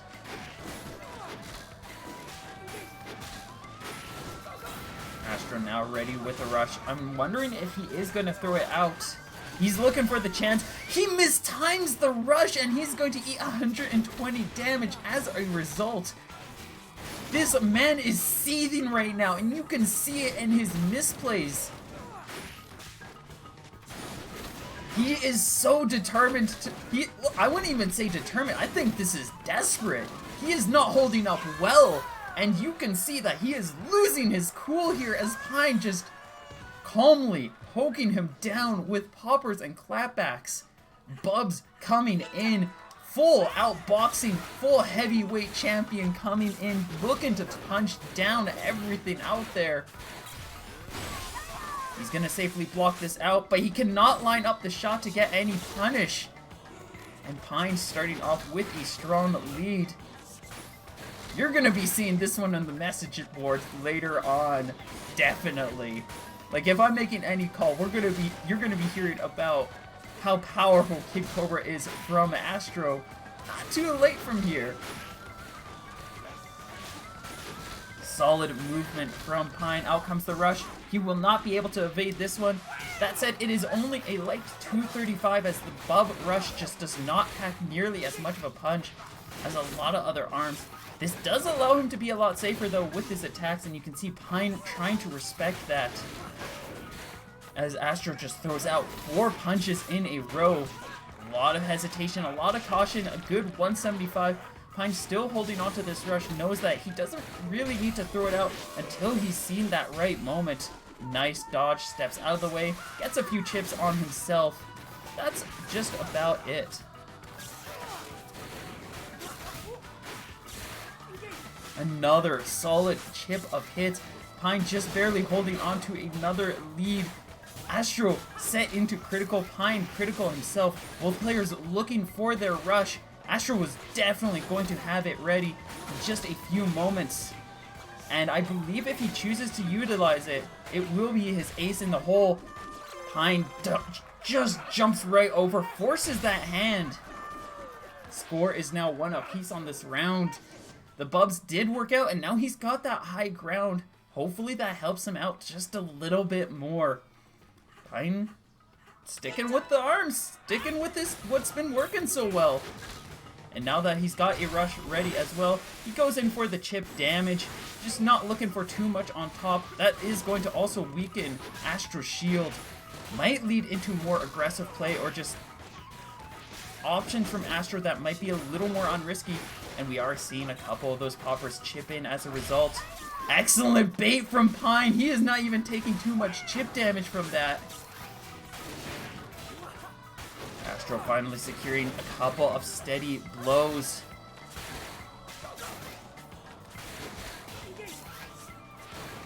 And just keeping up these barrages of punches. Astro just wants Rush. He wants these points of damage from Rush, and he is going to get it through any means.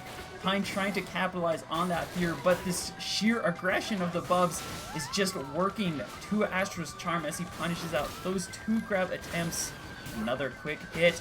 Out comes the rush. The clapback will not come out in time, and it looks like Astro's starting to collect himself just a bit more, as he just needs one final hit to take Pine out, and he's going to be able to secure it.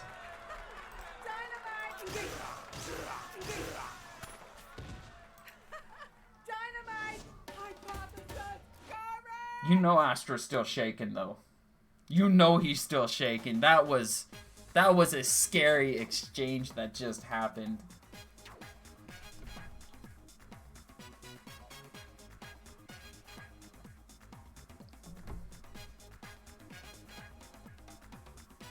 Tempo Ground is definitely working out in his favor. Gave him a chance to work around that clapback. But now that we have Pine choosing the stage, will it be the same yet again? Definitely a couple of nice stages Astro's banned. He's banned the things that he knows for a fact Pine will win in.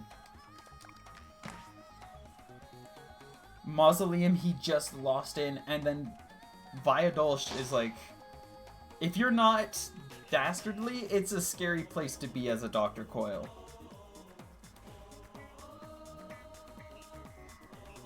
But it looks like we're going to be heading to Sparring Ring instead.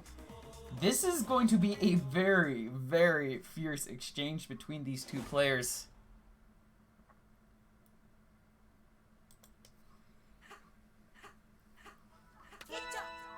As there is no longer any real space to hide and wait. It is just blind punching and sheer aggression. If Pine is not hiding behind that clapback for any period of time, it's going to be pretty easy for these Bubs just to slither their way in and secure some good damage for Astro.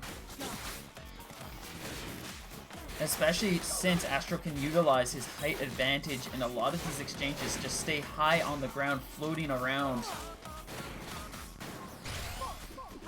Pine tries to dodge, but will not be able to bring out an advance in time. 205 damage. And Pine definitely not keeping up with these Bubs, as he is just getting pummeled down. Cannot go for these grabs as often as he'd like, as they're just such a safe option. That might have been a safe chance for Astro to shield, but it's not going to be the case. A weird little bump suggests that there might be some things going on otherwise, but Astro still manages to secure the KO. Nintendo, please fix your servers. Please have good internet. Please have good netcode. I saw that. We all saw that. We all know what happened there. Fix your servers, please. These players do not have bad internet.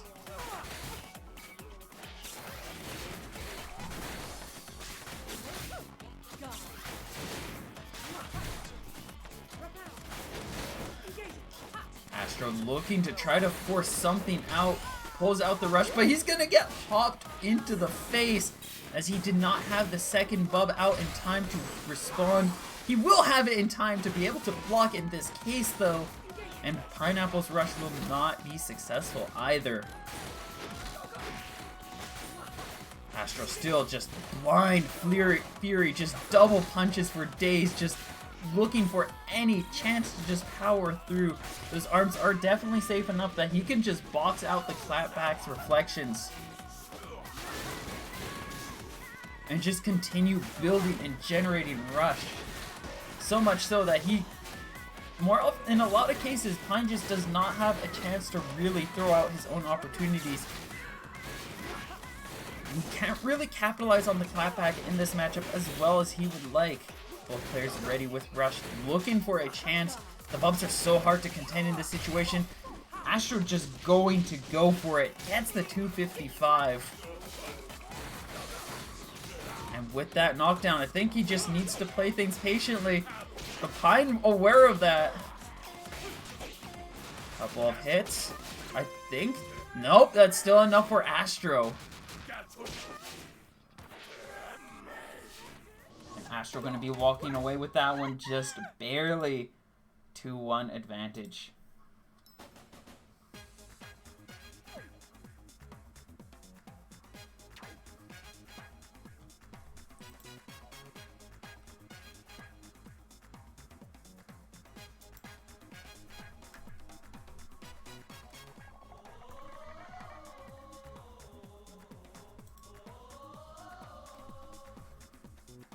Once again, if you do want to see these players walk away with some extra cash prize, we do have $125 raised. You can make that a little bit more by contributing to the Matcherino prize pool. Looks like we're heading back into sparring ring. Or, if you'd be interested in seeing me and my endeavors in the tournament scene continue, consider donating to my Patreon. Nice moment for a self-plug. Donate to my Patreon so that I can run tournaments with cash prize pool, because I can't afford to otherwise. Thank you for anybody who does consider and clicks that link. Gonna head back into things here, heading straight back into the sparring ring, looking for the run back here. I can definitely see the stage working out for Pine. He just needs to figure out what exactly he's looking for to contend against these bubs. Astro definitely feeling a lot more himself now that he's got these bubs just working like a charm. This is ultimate safe. Dr. Coil, double bubs. He has no restriction on movements. He's just free to move and fly as he pleases. Coil just doesn't have any obstructions. And you can see Astro taking advantage of that as he's throwing out all of these hits. Gets a nice confirm, and we're going to see a solid KO from that.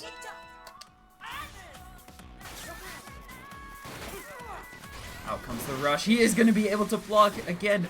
Bub's so safe and so effective at coming out that he went for a couple of punches, and there's just plenty of time for him to bring out the shield. It is just on another level with how safe and effective those arms are. Pine trying to find his way in. He managed to evade the rush enough, but even then, Astro's just got so much pressure going in with these bubs. This clapback popper just cannot keep up. If Pine maybe had a little bit heavier of an arm alongside that clapback, he might be able to do something, but just as it stands, this combo is just not doing justice. As Astro lands another 215 damage rush, we are on match point.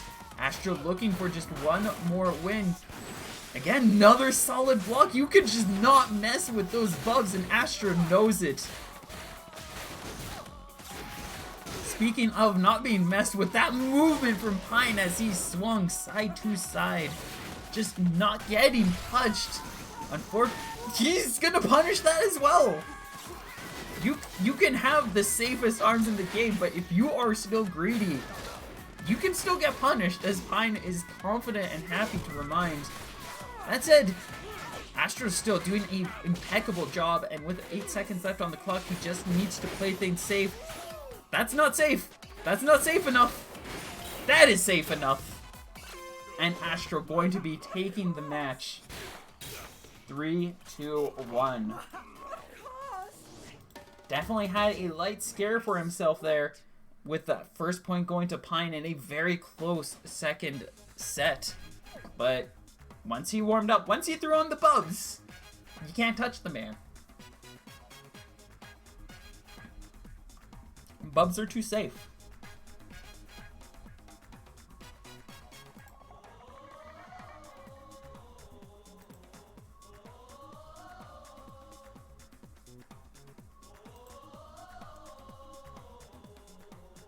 Alright, now we can get things set up for Twind and Luna.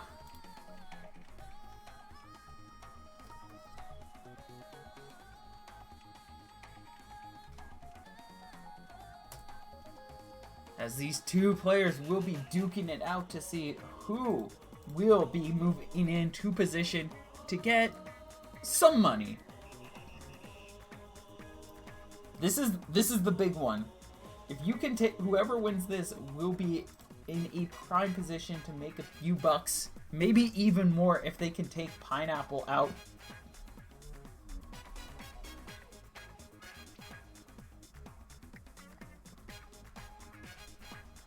Oh yeah, no, Astro, it's Astro. There's very few people I know of in the scene who can, like, surprise him with a win, let alone take him down. There's very few chances that he is not walking away from here as the winner.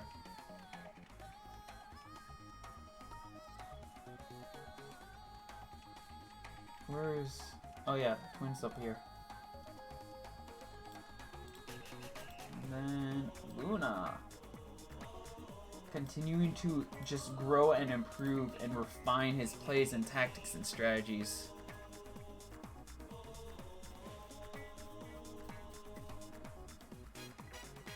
I think Pine still has a chance. He just has to go in with something like Roaster Clapback or Birdchuck Clapback or something that isn't Popper Clapback.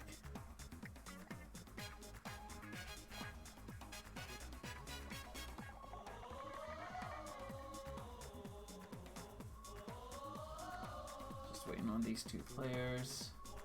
But yeah, let's see how... I believe it's still 125. It is still indeed 125. So as it currently stands, that would be $12.50 for whoever settles in third. It's still a little bit of pocket change. You could get, I don't know, Faster Than Light, which is on sale on Steam right now for $7. It's a really good game. Yeah, like the Bubs are way too safe against the Popper. Pine would have needed to try something else out, but he just wanted... I'm figuring he was still just feeling things out, and he was just feeling the Popper too much, so he stuck with it. Managed to do some impressive things, but just not impressive enough. No, FTL just went on sale. Unless it was part of the winter sale and then it ended. But to my knowledge, it just went on sale.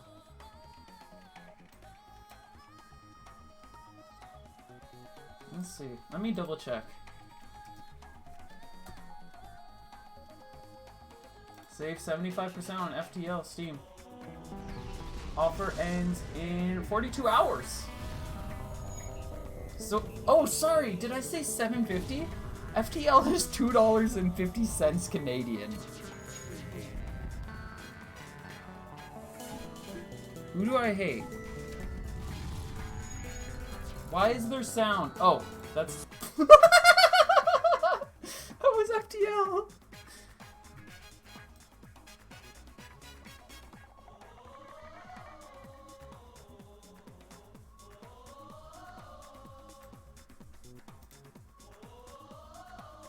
Sorry about that, chat. I don't hate you. Why do you think I hate you?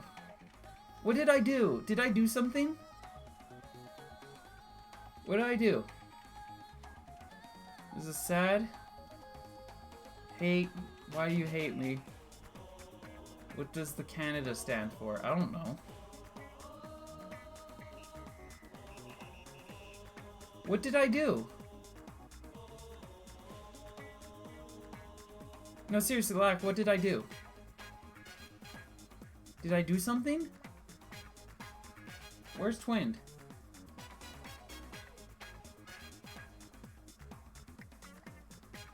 No, I'm like seriously concerned. Black, did I do something? Stop making sad faces. What did I do?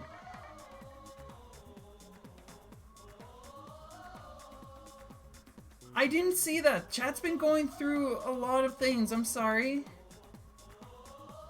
That's fine. You can call me that if you want.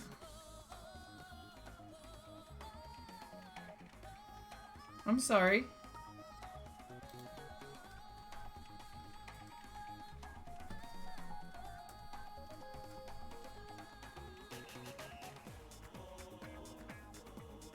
I didn't see that. Chat's going through really fast.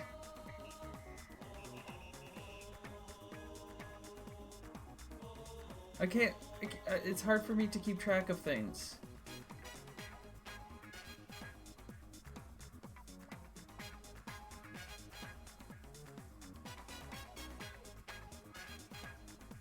Is everything, is it okay?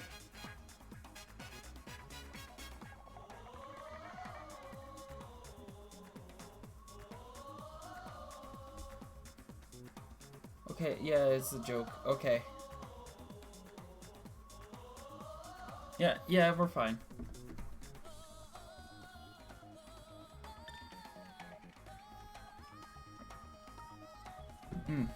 Alright.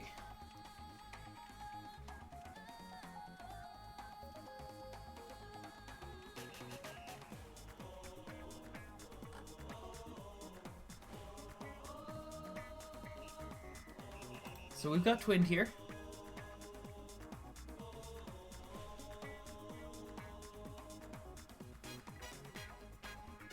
Just getting the stages set up and ready, and we should be able to advance into our comeback semi-final match between Luna and Twin.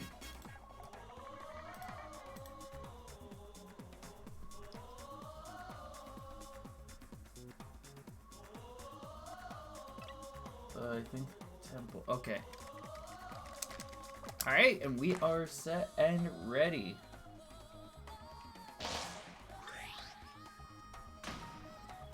Both players diving in. Luna going in with the Twinned Tail. And Twinned going in with the Lollipop. Both players going in with their truest of trues.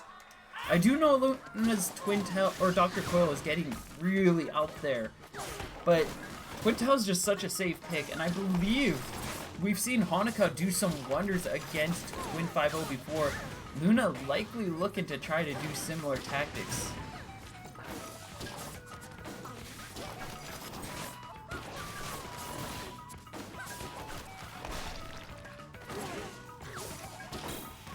Starting things off, we do have Luna holding onto a light lead, quickly trying to assert that rush pressure, but will not be able to make it connect.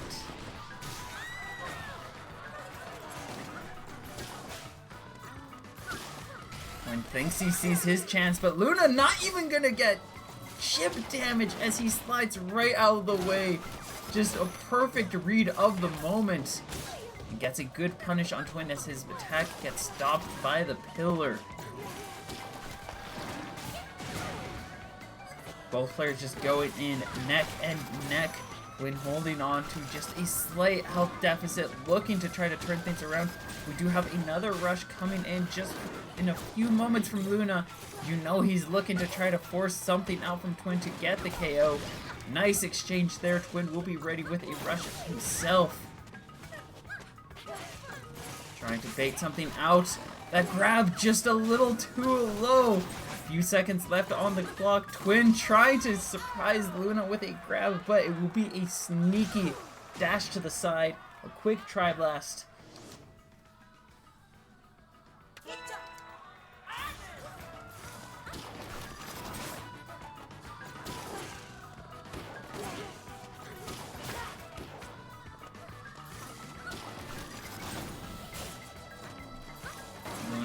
Just doing everything possible to keep Twin locked into that corner.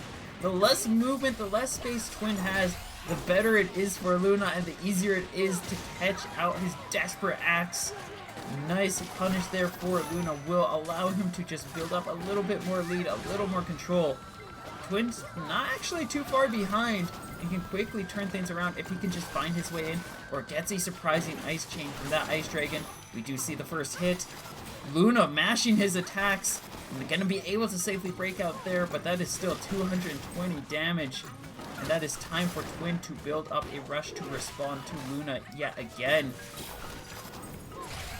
Quick, determined rush to come out, but it will not connect and ends up getting double punched down by Twin, who sees the beautiful confirm that he ever loved so much. Twin will be taking Luna down and keeps things going spicy at 1 apiece.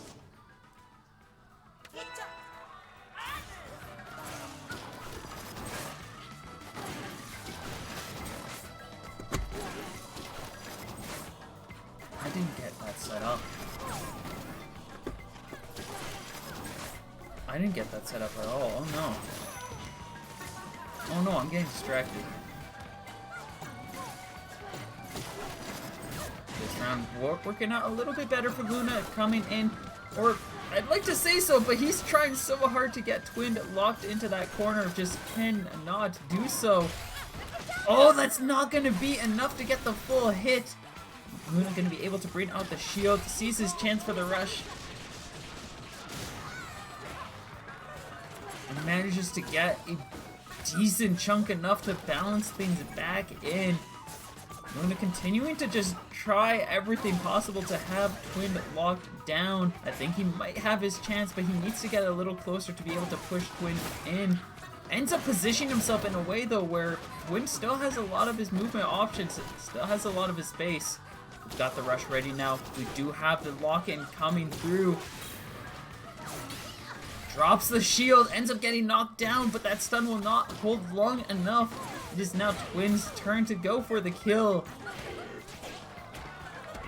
Luna absolutely terrified at this point, just holding onto that shield, desperate to not get pummeled down.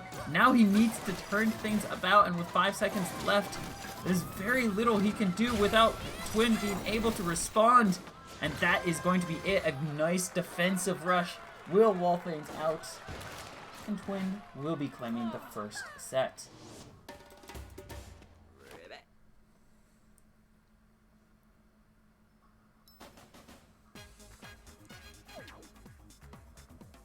Where did my phone go? Twin with a really solid just chain of plays in those last few moments. Once Luna dropped his guard, Twin just ate up those chances and managed to do some wondrous things. Heading to our next stage, it is to Mausoleum. I'd like to say this is a bad call, but we do also have a Chakram here. And the Chakram does make this a good call if Luna can keep Twin backed against that wall. Once Twin is backed against that wall, there is little to nowhere that he can go.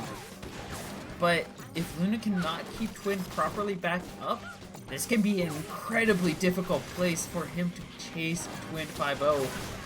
And this opening is definitely indicating in that route, as Twin quickly chipping and eating through that health, knocking him down time and time again.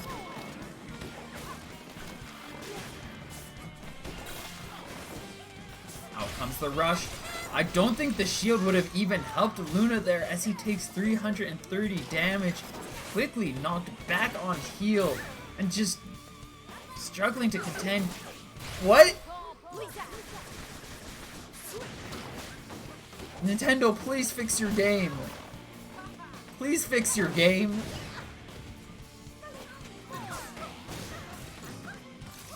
Please fix your game, Nintendo. I'm tired of seeing this. I know both of these players have good connections. I know for a fact that both of these players have good connections. I'm praying to Beb that was only on my side. Why is it all Nintendo games have horrible netcode? The robot, like this game has rollback and yet somehow it's still bad. How do you screw up rollback?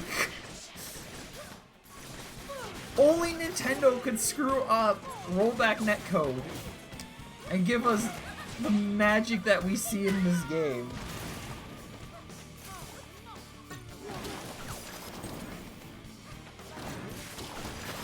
Street Fighter was even worse. That's also really bad. Hire the guys from Project Slippy, please. Please. Just hire them, give them like a boatload of money, and have them fix the netcode on like ARMS, Smash.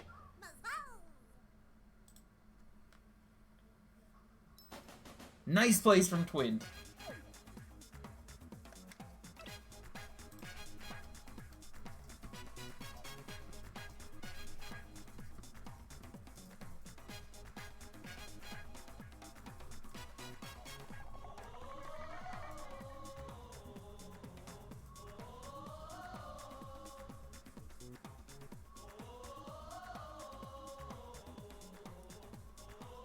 Most Japanese fighting games have trash netcode mode.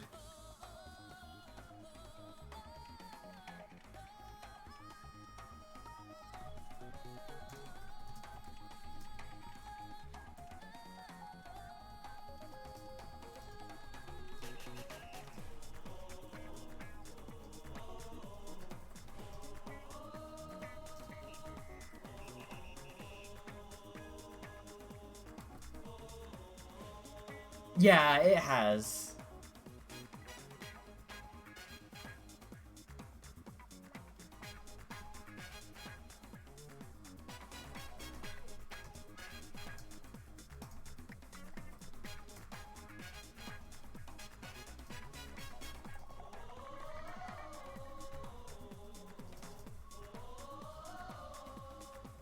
Alright, I'm just gonna show him.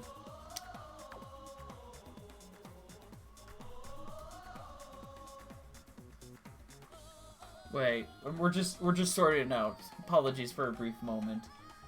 Just wanting to make sure Twit.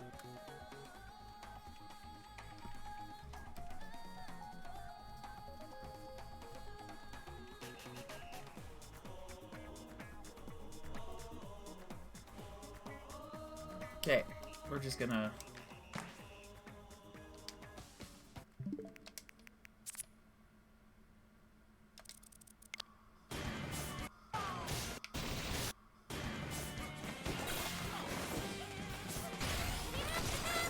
Not that one. Here it is.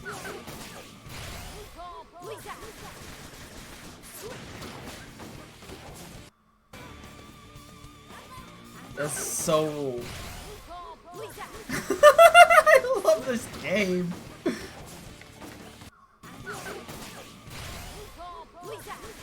Alright. Let's get back into ARMS.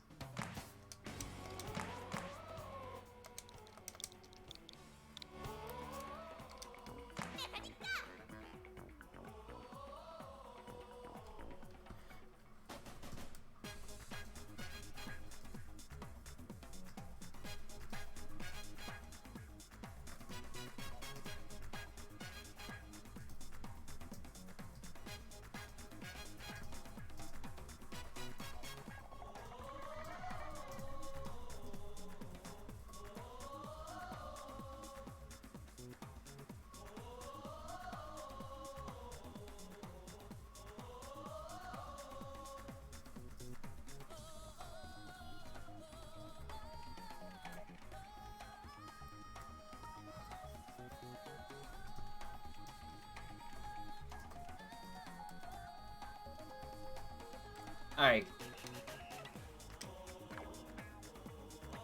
So we cleared that up.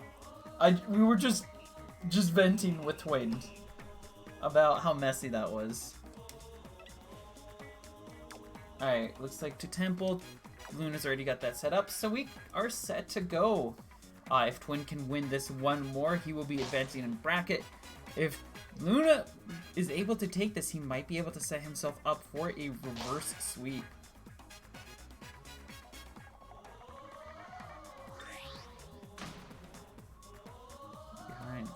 inserts tiny delays to keep them in sync and reduce the severity.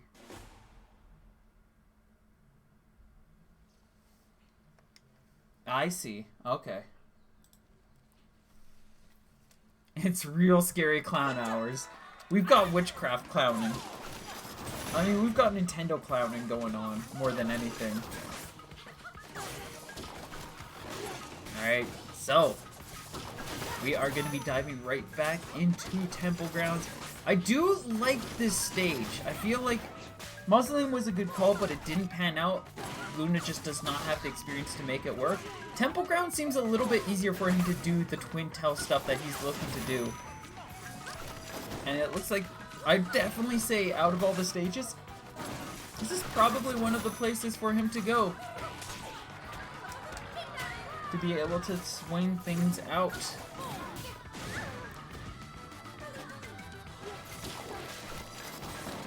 Nice damage, getting that pressure in. Twin's starting to feel some pressure, feeling a lot of stress. He's gonna get knocked out because of that shield break, but now it is Twin's turn to respond with a rush of his own.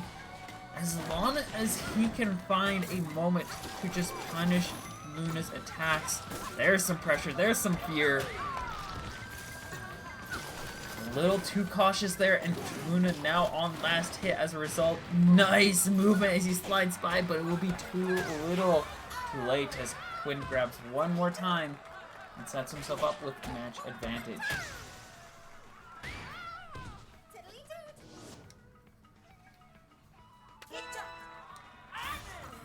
We are now on match point. If Twin takes this, he will be advancing. Luna looking for a full reverse sweep at this point if he wants to turn things around. He's got the rush, he's got the call. He presses just a pinch too late as the rush powers through. The deflect will not protect him against another rush as he gets chewed through, loses the rush, and is now in just a very, very, very unfortunate position.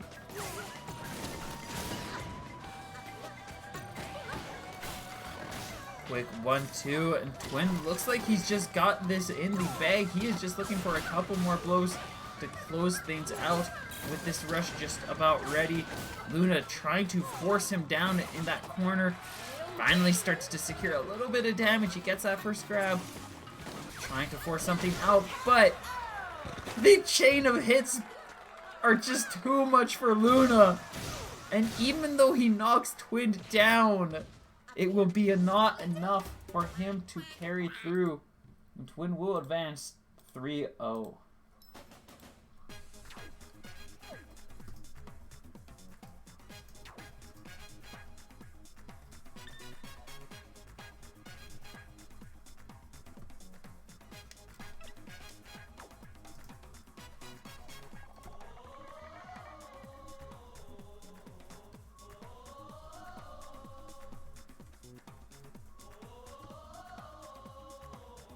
And now we are on the final stretch. We do have our top three. Astro, Tyne, and Twin. All three fighting it out to see who will be the champion of this Invitational, of this season finale.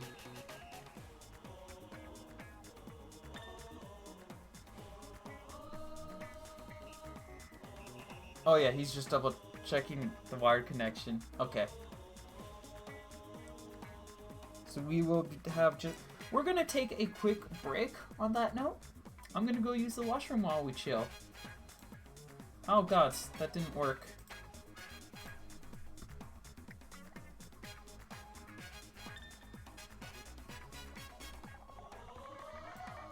Oh, no, he's back. Never mind.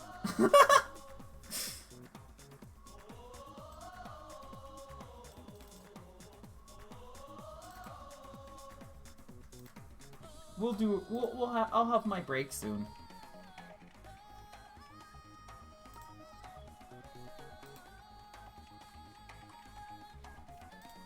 No, not you.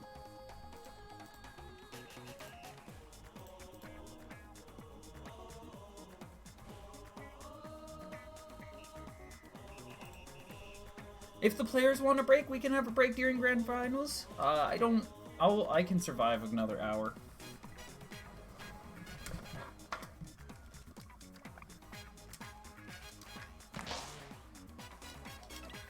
Alright, and let's see how the brackets turn out up to this point. These two have played together before, and it was a very close match. Or well, it was a 3-1, but it was a lot closer than a lot of people would think. Like, really intense for all of those rounds. Pine able to carry through. Pine looking to do the same once more here.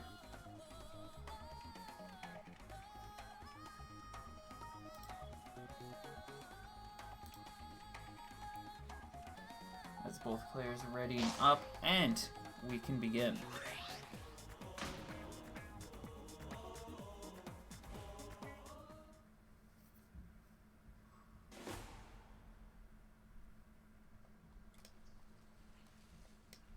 Why is it scrolled up there? There we go. Alright, it looks like both players going to be sticking with their aforementioned arms.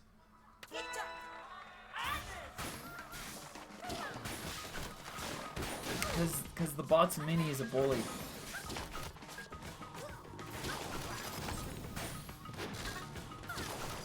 Both players going in with their tried and trues, their confident arms. Both looking to see if they can make it to that second place position. Make a pretty penny along the way. Starting off this round.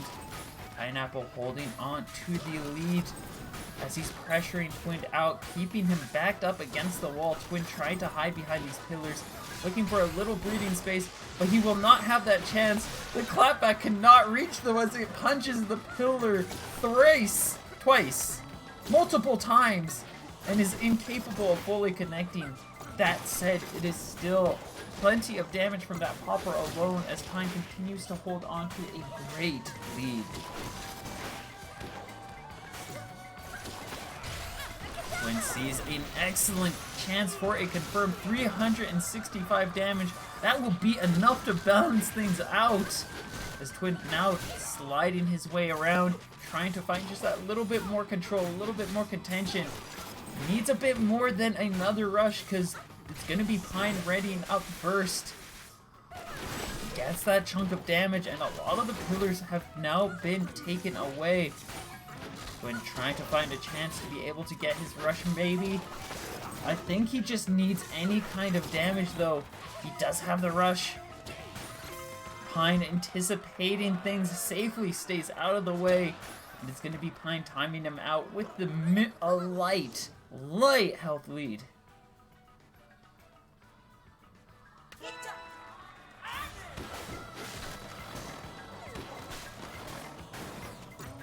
Starting things off, Twin trying to assert that rush dominance by closing in, but Pine just fully reading him out, aware of what he was playing, what he was anticipating.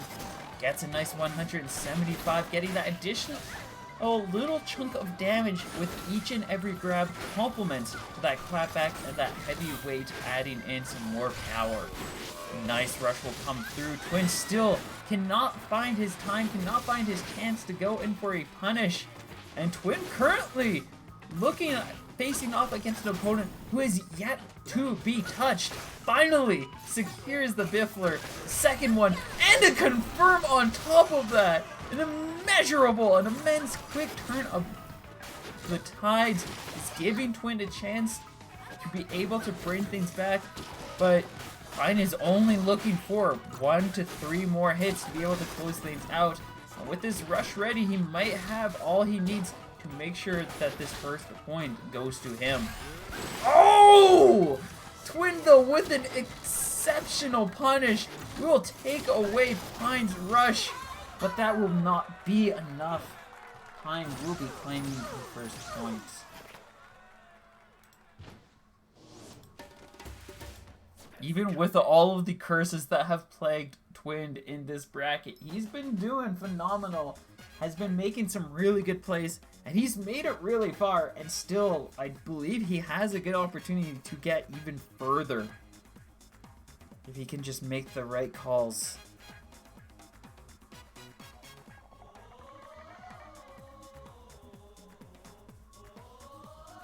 like we're heading to sparring ring next.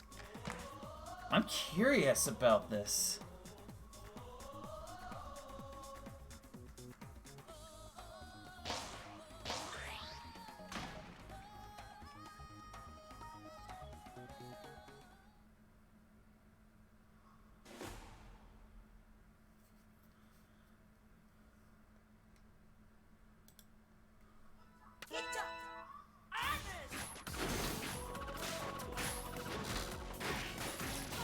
Alright, heading into our next stage. Twin has gone default and is bringing out the double fun chuck, looking to just parry through, power down all of Pineapple's attacks.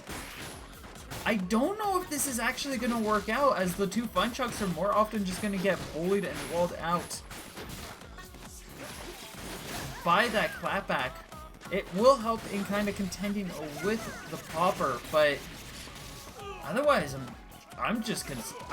curious to see how it goes. That said, starting things off, Twin actually has a steady amount of damage and isn't too far from being able to set up with a lead. Just needs to keep this pace, keep this pressure going, get a rush ready, and he might be able to swing for yet another shield break.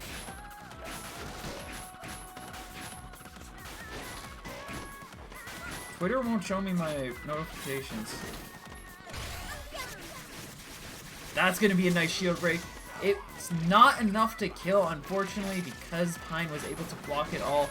But just that little bit extra does help out a bit. He's going to be able to safely block out Pines, which means he still has his chance to fight.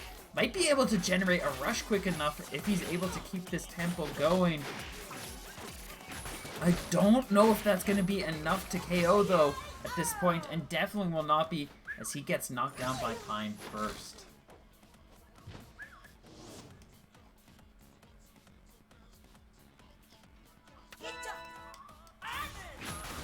Twin gonna be sticking with this loadout.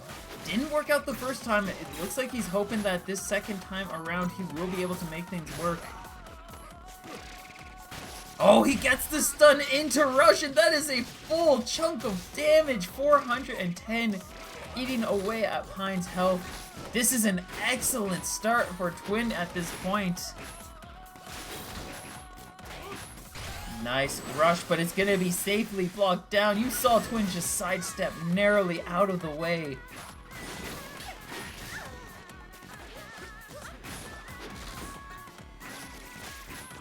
Which is has helped him hold on to a light lead, and it's helping him kind of try to just fight through this again. Another rush ready. Pine is fully aware. Twin is trying to get something going, and he will be able to fully connect it for 295. Twin just looking for a couple more blows to be able to take Pine out, and he manages to land it. The double fun chucks will carry through. Believe in the power of the chuck, and you will have fun to the ends of the days.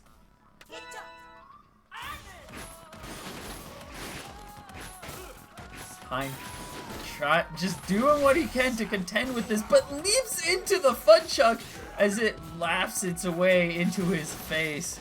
The snakes begin to laugh or something. I don't know. That's the first thing that came to mind. I'm sorry. Twin has a rush ready. Pine is just focused on making sure that Twin does not approach. As long as Twin cannot approach with these fun chucks, he can't get the rush to be nearly as effective as he wants. Which means that Pine has the space, has the room to be able to charge himself up and go in for some kind of counterplay. Oh, he tried to dodge, but just not enough room. 265. I'm expecting he was looking for a solid rush punish to just power through, but unfortunately Twin was ready, walked up with the shield, and just deflected the clapback. We've got another rush quickly building up from Twin. This fun chuck combo is just so menacing all of a sudden to Pine, who cannot fiddle this riddle. Twin now ready to close in the distance. He's looking for another good confirm, another good deflect. Pine is super cautious, but that's going to lead into a nice 45 on top of the 200 damage from that shield break. Twin going to be eating a full rush as a response though, and both are about even on the last few seconds left on the clock. Pine setting up with lead here, and now he's just looking to try to hold things safe. Just making sure he does not get hit, and he will succeed. Pine now holding on to a 2-0 advantage off of a very, very entertaining round.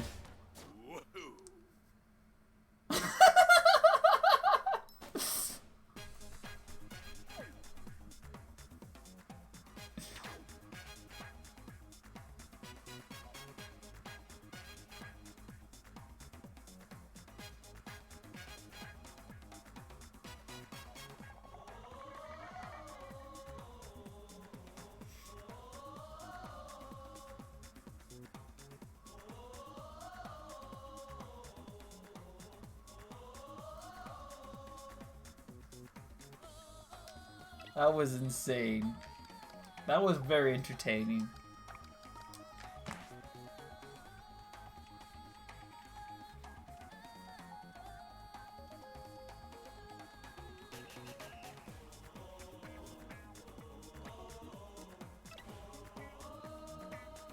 It is terrifying. Oh.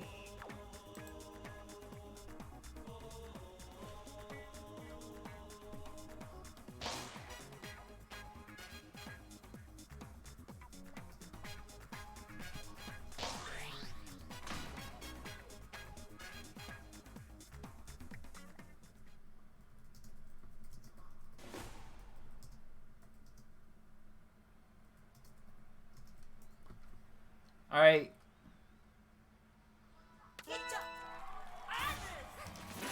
We are going to be heading in. Twin fully embracing the clown, Funchucks, Via, Lollipop, all in one arena. Looking to just take Pine down. Full unity. I don't know. My brain is farting with words. But I can say that this is a very entertaining thing to see.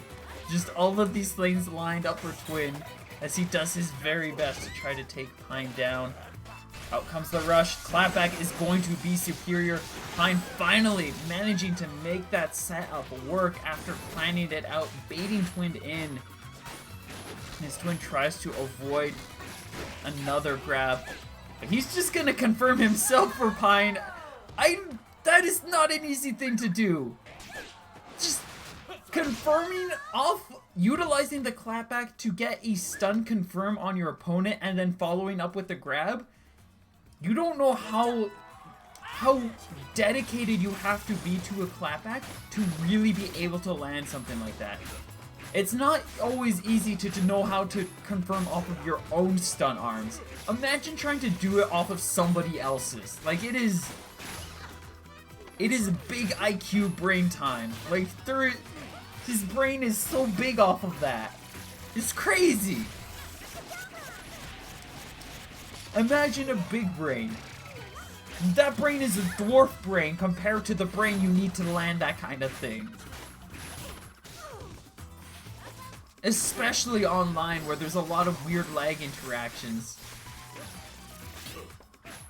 Unfortunately for Pine, I don't think this Burchuck is working out nearly as well as he was hoping. He is getting some good parries, but at this point, he's locked into a corner. He will just barely survive. Twin just looking for one more poke to be able to take him down, and with that shield broken, there is nowhere for him to hide. Imagine if Pine went double Burchuck. That would be fun. Nah, he's gonna go back to the clapback. It's a good call.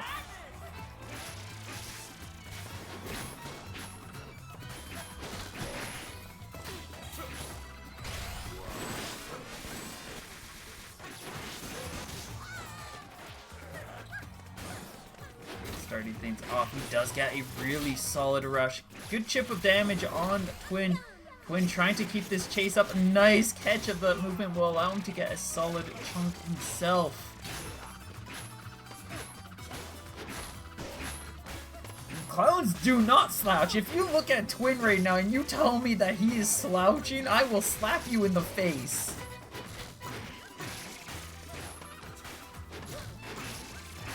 This clown is going all out on Pine, doing everything possible.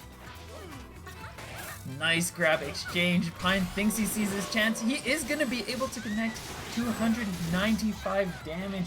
This is match point for him. If he wins here, he will be advancing to face off against Astro. Quint not close enough to even get the shield break he was hoping for.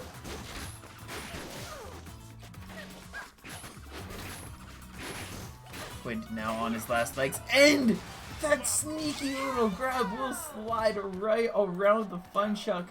Twin incapable of parrying it down, and as a result, knocked down and out. I'm also going to make a quick note. If you notice on the right hand side where it says supported by, if you think ARMS is nice and you want to play some ARMS yourself, go check out these other groups, these communities. They're running weekly events.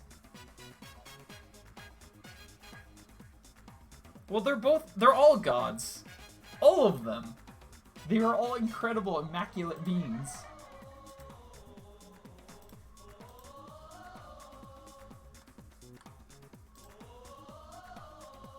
That was very cool.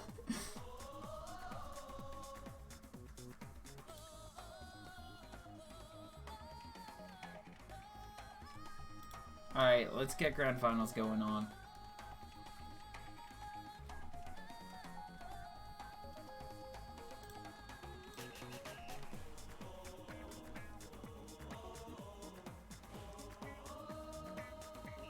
That was incredible, completely impeccable.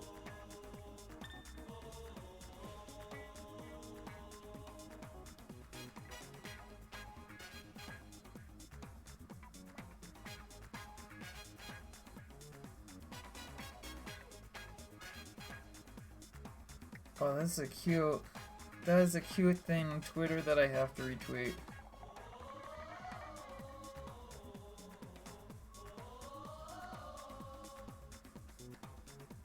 No, now I'm looking at Twitter and I'm seeing lots of really cool things. Is that a... Oh, I love that. That's a giant Lugia.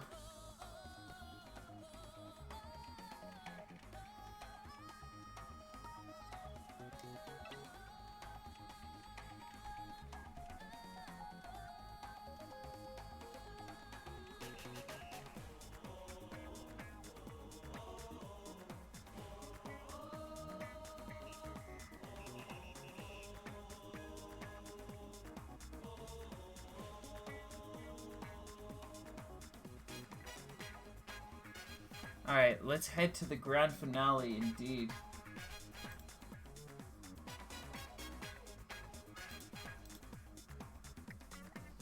Astro looking to win 3 games in this best of 5 to close out the bracket. Pineapple will have to take him down not only those 3 times,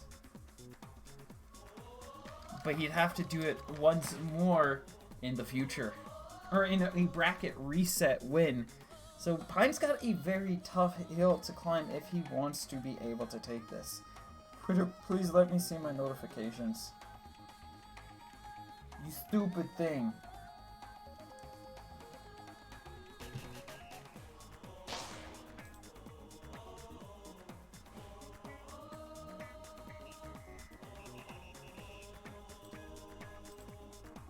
I gotta hit refresh so it doesn't crash. Let's start grand finals. Yeah!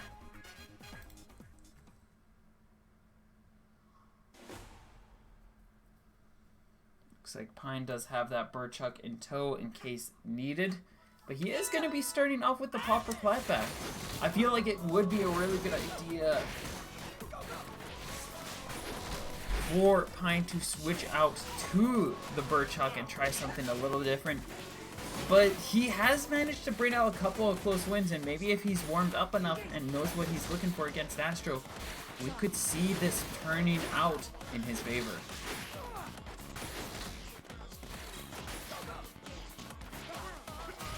Out comes the rush. A nice block from Pine, successfully baiting things out. He will get that finishing touch, though, which puts Pine just a little pinch lower than he'd like to be. Again, another safe block off of that clapback. Just takes so long for those arms to come out and connect that Pine just cannot bring things out as he'd like. And actually question if Biffler might be a better light arm in this matchup. Like, because of the fact that it's such a widespread shotgun blast, it might be even easier for Astro to hit. Or the Biffler might have a bit easier time sneaking by those buffs. Or no, those are bubs. Buff is the green one. Bub is the black one. Oh, he misses the rush, and he's gonna get punished for his misdeeds as well. Nice rush to parry that. Astro utilizing his rush to parry his own glove. Just phenomenal play and excellent call from himself as well. Nice punish there as Pine tries to go for the grab. And that's going to be a pretty safe first point for Astro.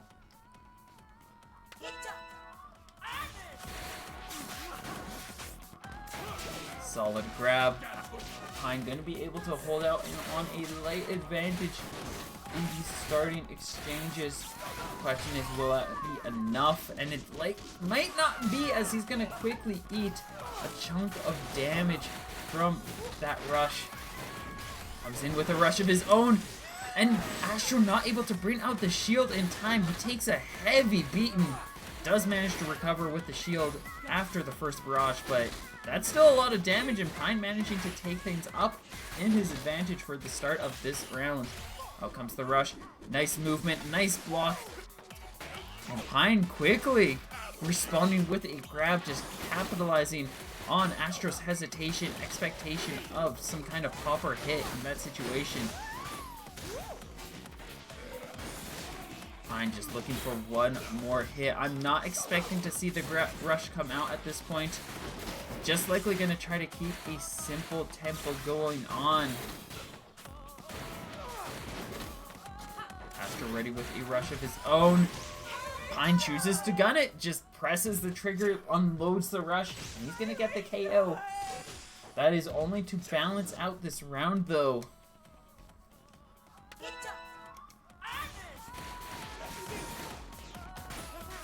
Now he's gotta be careful as Astro has this rush readied up. Just looking for a chance. Pine trying his best to be as cautious and aware as possible to be able to prevent that rush from just burning through his life meter.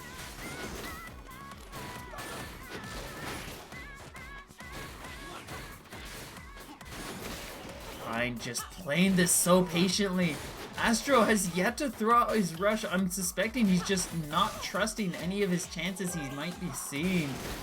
There's an opportunity, but Pine leaping right over. This round again, just like that first match between these two, it is started out in Pine's favor. He's making some really good calls here. Nice block. He will get punished, or Pine will get punished for his rush attempt as Astro just safely powering through all of those attacks.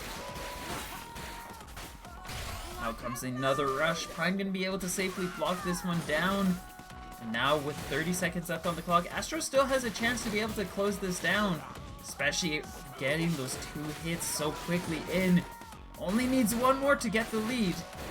Pine quickly building up another rush. Astro quickly building up another rush of his own as well. Out comes Astro's. Out comes Pine's. Astro mistimes the punish attempt. And Pineapple gonna be claiming another set point on Astro Ninja.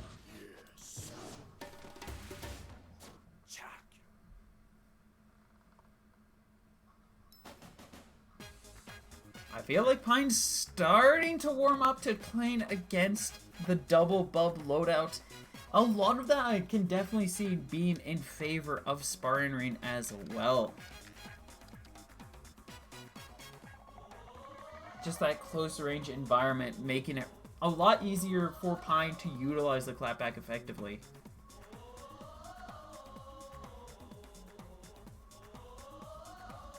It looks like we're going to be going to Buster Beach next.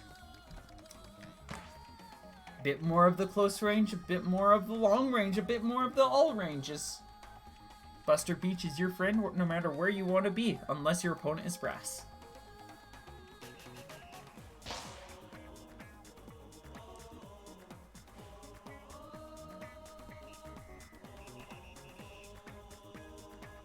Twitter, please. I just want to see my notifications.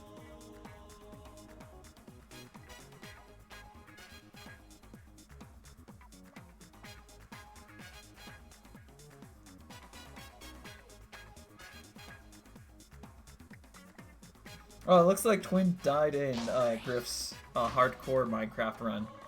Can we get some Fs in chat for Twin? As he's been knocked out of this bracket. I mean, third place is still a really good position, but he's also dead in the Minecraft hardcore. This is sad panda hours.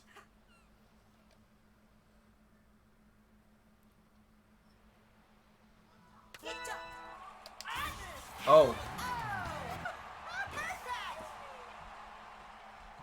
Well, can we get some Fs in chat for Pine having that happen?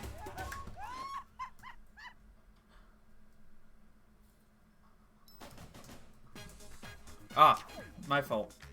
We're DNA, not Buster. He banned that. Okay, let's try that again.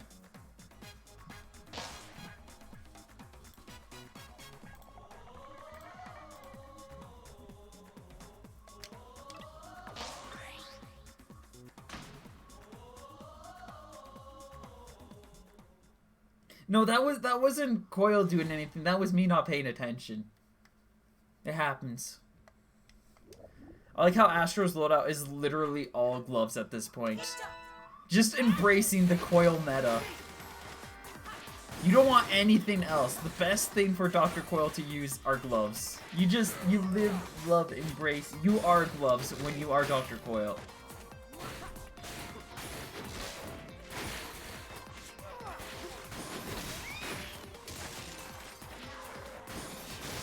Starting things off though. Astro quickly getting a rush ready, but he's taken 240 damage off of two very well timed charged popper hits.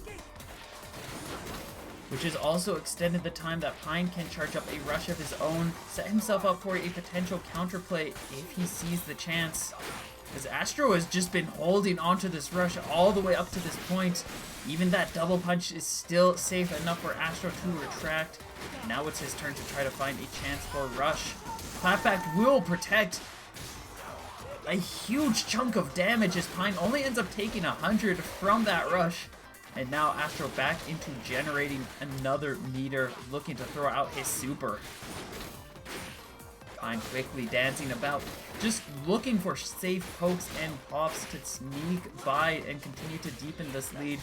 Just such delicate movement as well will allow him to avoid another rush, and a Bub that could have done another 110 if he had not landed just so right. Pine definitely demonstrating a lot more knowledge of what's going on. Astro is just accepting the fact that he's acknowledged that Pine's got this one. And we're starting to see, I think Pine's finally warmed up to the double bubs.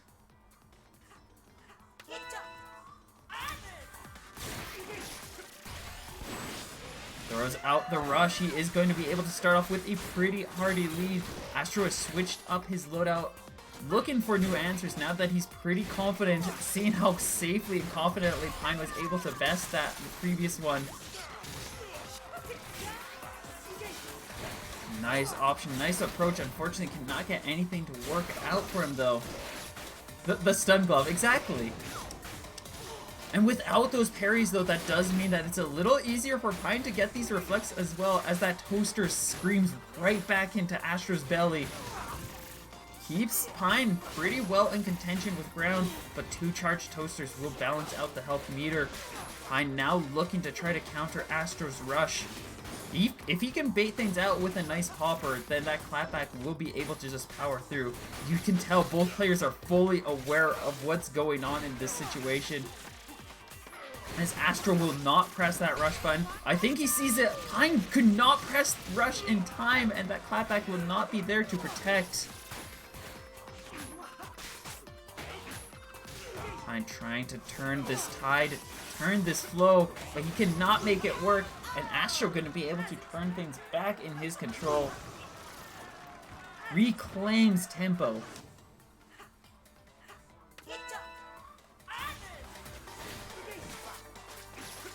Looking for his way in. That is a nice movement. Solid chance, but unfortunately Astro just so on top of things that he is going to be able to dodge out of the way. A rush of his own will not get much out. He doesn't get the shield break either, which might have done a little bit more. Barely manages to land a simple punish as that clapback parries so many hits.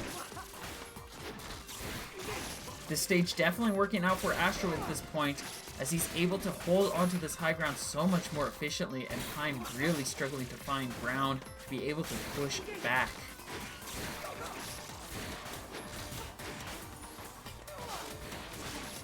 One of the big things that make this matchup so difficult, Pine needs to be able to start off with lead and control, because once he doesn't have that lead, this matchup is just so much more difficult. It's not impossible, mind you, but if Astro can just play defensively and play focused on making sure that he's not taking damage, Astro pretty much just carries his way through these rounds. That was a heavy hit. That could have been a rush, but I think Pine just... Oh, he wanted to bring out the shield. If he only had pressed rush before the shield came out, it might have been a different story. But it is going to go to Astro, balancing the score to 1 apiece.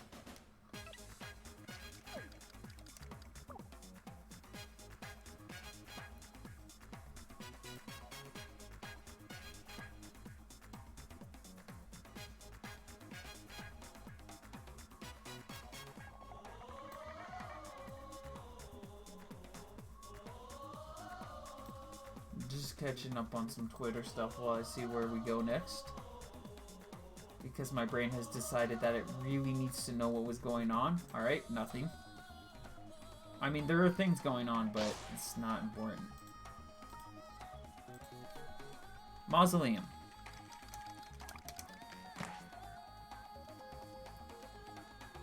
You know, this is...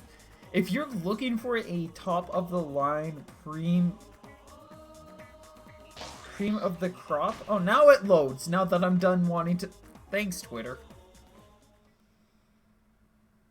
Like, Pine is by far one of your best calls. There are a couple of others out there, especially EU players, like Hey or Heavy, who can do really solid Kid Cobra.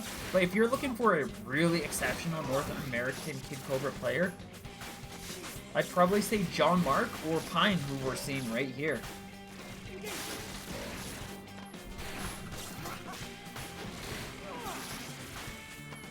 This man has been a fierce Kid Cobra player ever since he first got into the scene, like really early into the days. And he's just continued to be a massive threat. Nice conversion there, managed to get a charged Fun Chuck hit on Astro. He's looking to try to turn things up a little bit, but right now he's struggling to find that ground, that room, that ground. That whiff will be punished. Astro definitely holding the stage to his advantage, managing to keep really good control against Pine. That knockdown. He is looking, he can just close things out if he sees a good chance with this rush, especially with that shield continuing to be weakened. But every charge popper is just more time for Pine to counterplay, respond.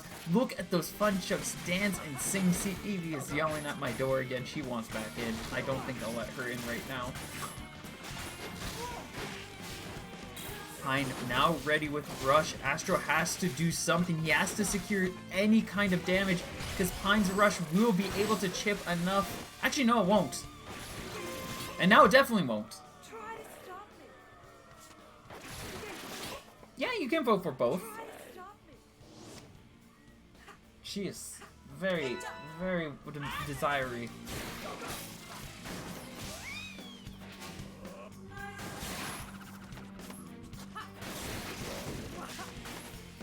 Good opening from Pine does create a little bit of breathing room, but unfortunately, Astro still has a lot of good tempo, and this is definitely, like, you don't want to take a Brass to Buster Beach. I'd probably say, as good as Pine is doing here, You don't generally want to take a coil to Mausoleum.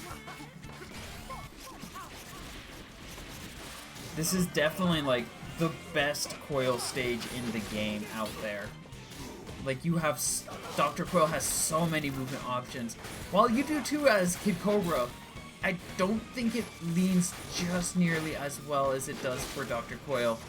And Astro really demonstrating how much movement, how much space he has, how many opportunities he really has to be able to dance around as he wants, and to be able to claim these points. Astro now at 2-1.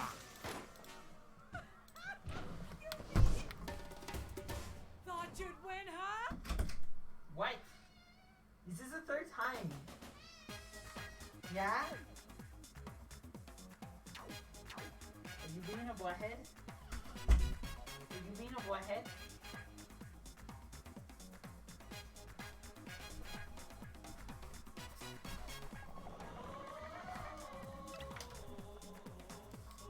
Okay, we're going back to Mausoleum.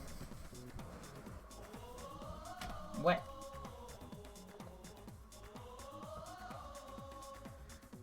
Alright, and this might be it. If Astro can take this last set, he will take the tournament and will be the champion of the Season 5 Invitational. Okay, she doesn't want lap this time.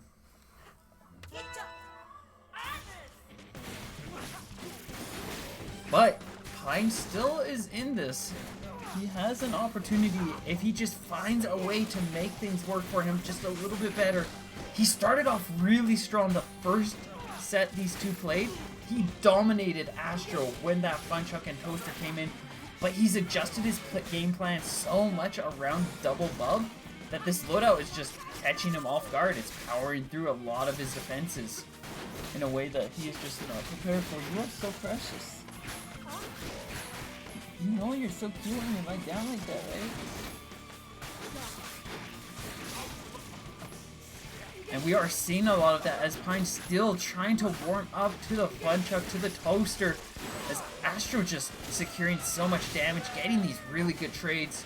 Nice rush will give Pine just a little bit more room to start turning the tides, but we do have a rush ready for Astro.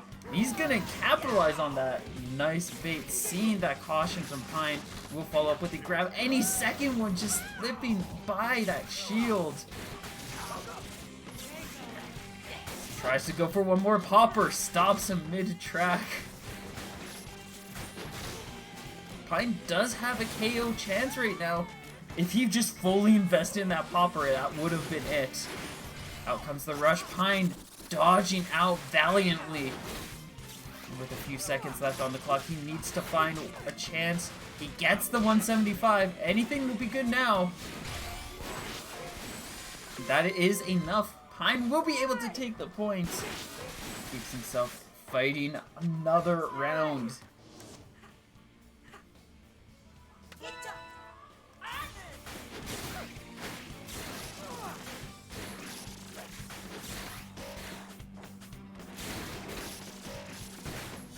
Run coming out, definitely.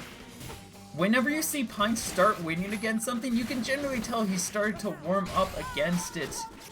It's definitely a good idea for Astro to try to just hold things out a little bit longer though, see if he can eke out one more win, because there is always the chance where it is just a light mishap, and then change things up once it's really cemented that Pine knows what he's got going on. Nice call out here, it will not be to avail though, as Astro going to be able to safely retract, bring out the shield. Now it's his turn to get some damage in, as he's got that rush ready. Pine not ready to respond. Tries to jump out of the way, but Astro keeps the chase, 255 damage. This is now in Astro's lead, in his control. He wants to keep this, to be able to claim this round.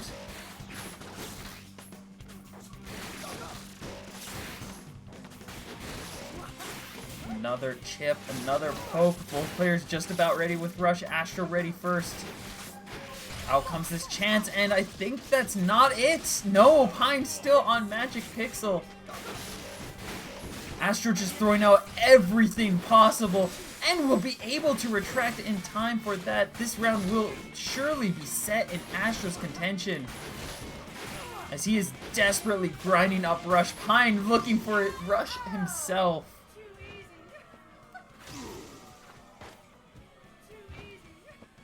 And we are now on tournament point. If Pine does not take this, this will be the end.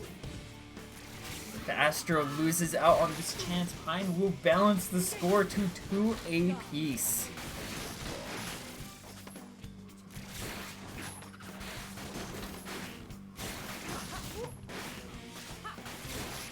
Astro ready with the rush, looking to try to force something in. He sees his chance with the clapback. He drops it just as Pine calls him out. Just perfect timing on Pine's end. An excellent grab, another 175 Pine. Again reading Astro's movement. Another sneaky poke. This round almost set to be Pineapple's. He just needs a couple more good reads. Astro ready with another rush. It would not kill, but he's gonna get mad close. The clapback does not come out in time. 305 is the result. I was so close to connecting, but we just saw the clapback not able to come out at speed. And that is going to be it. An unfortunate final exchange for Pine will be the end of his run and will be the end of this tournament.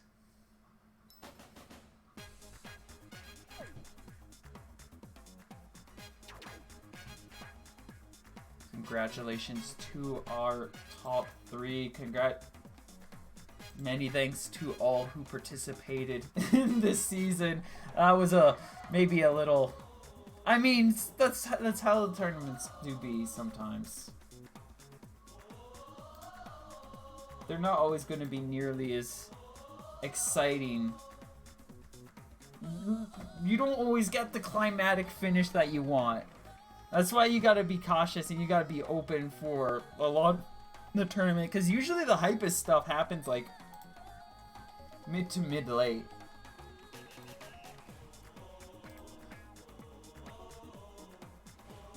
Everybody's so upset about Pepsi. I'm gonna dunk on all of you. Both of them suck.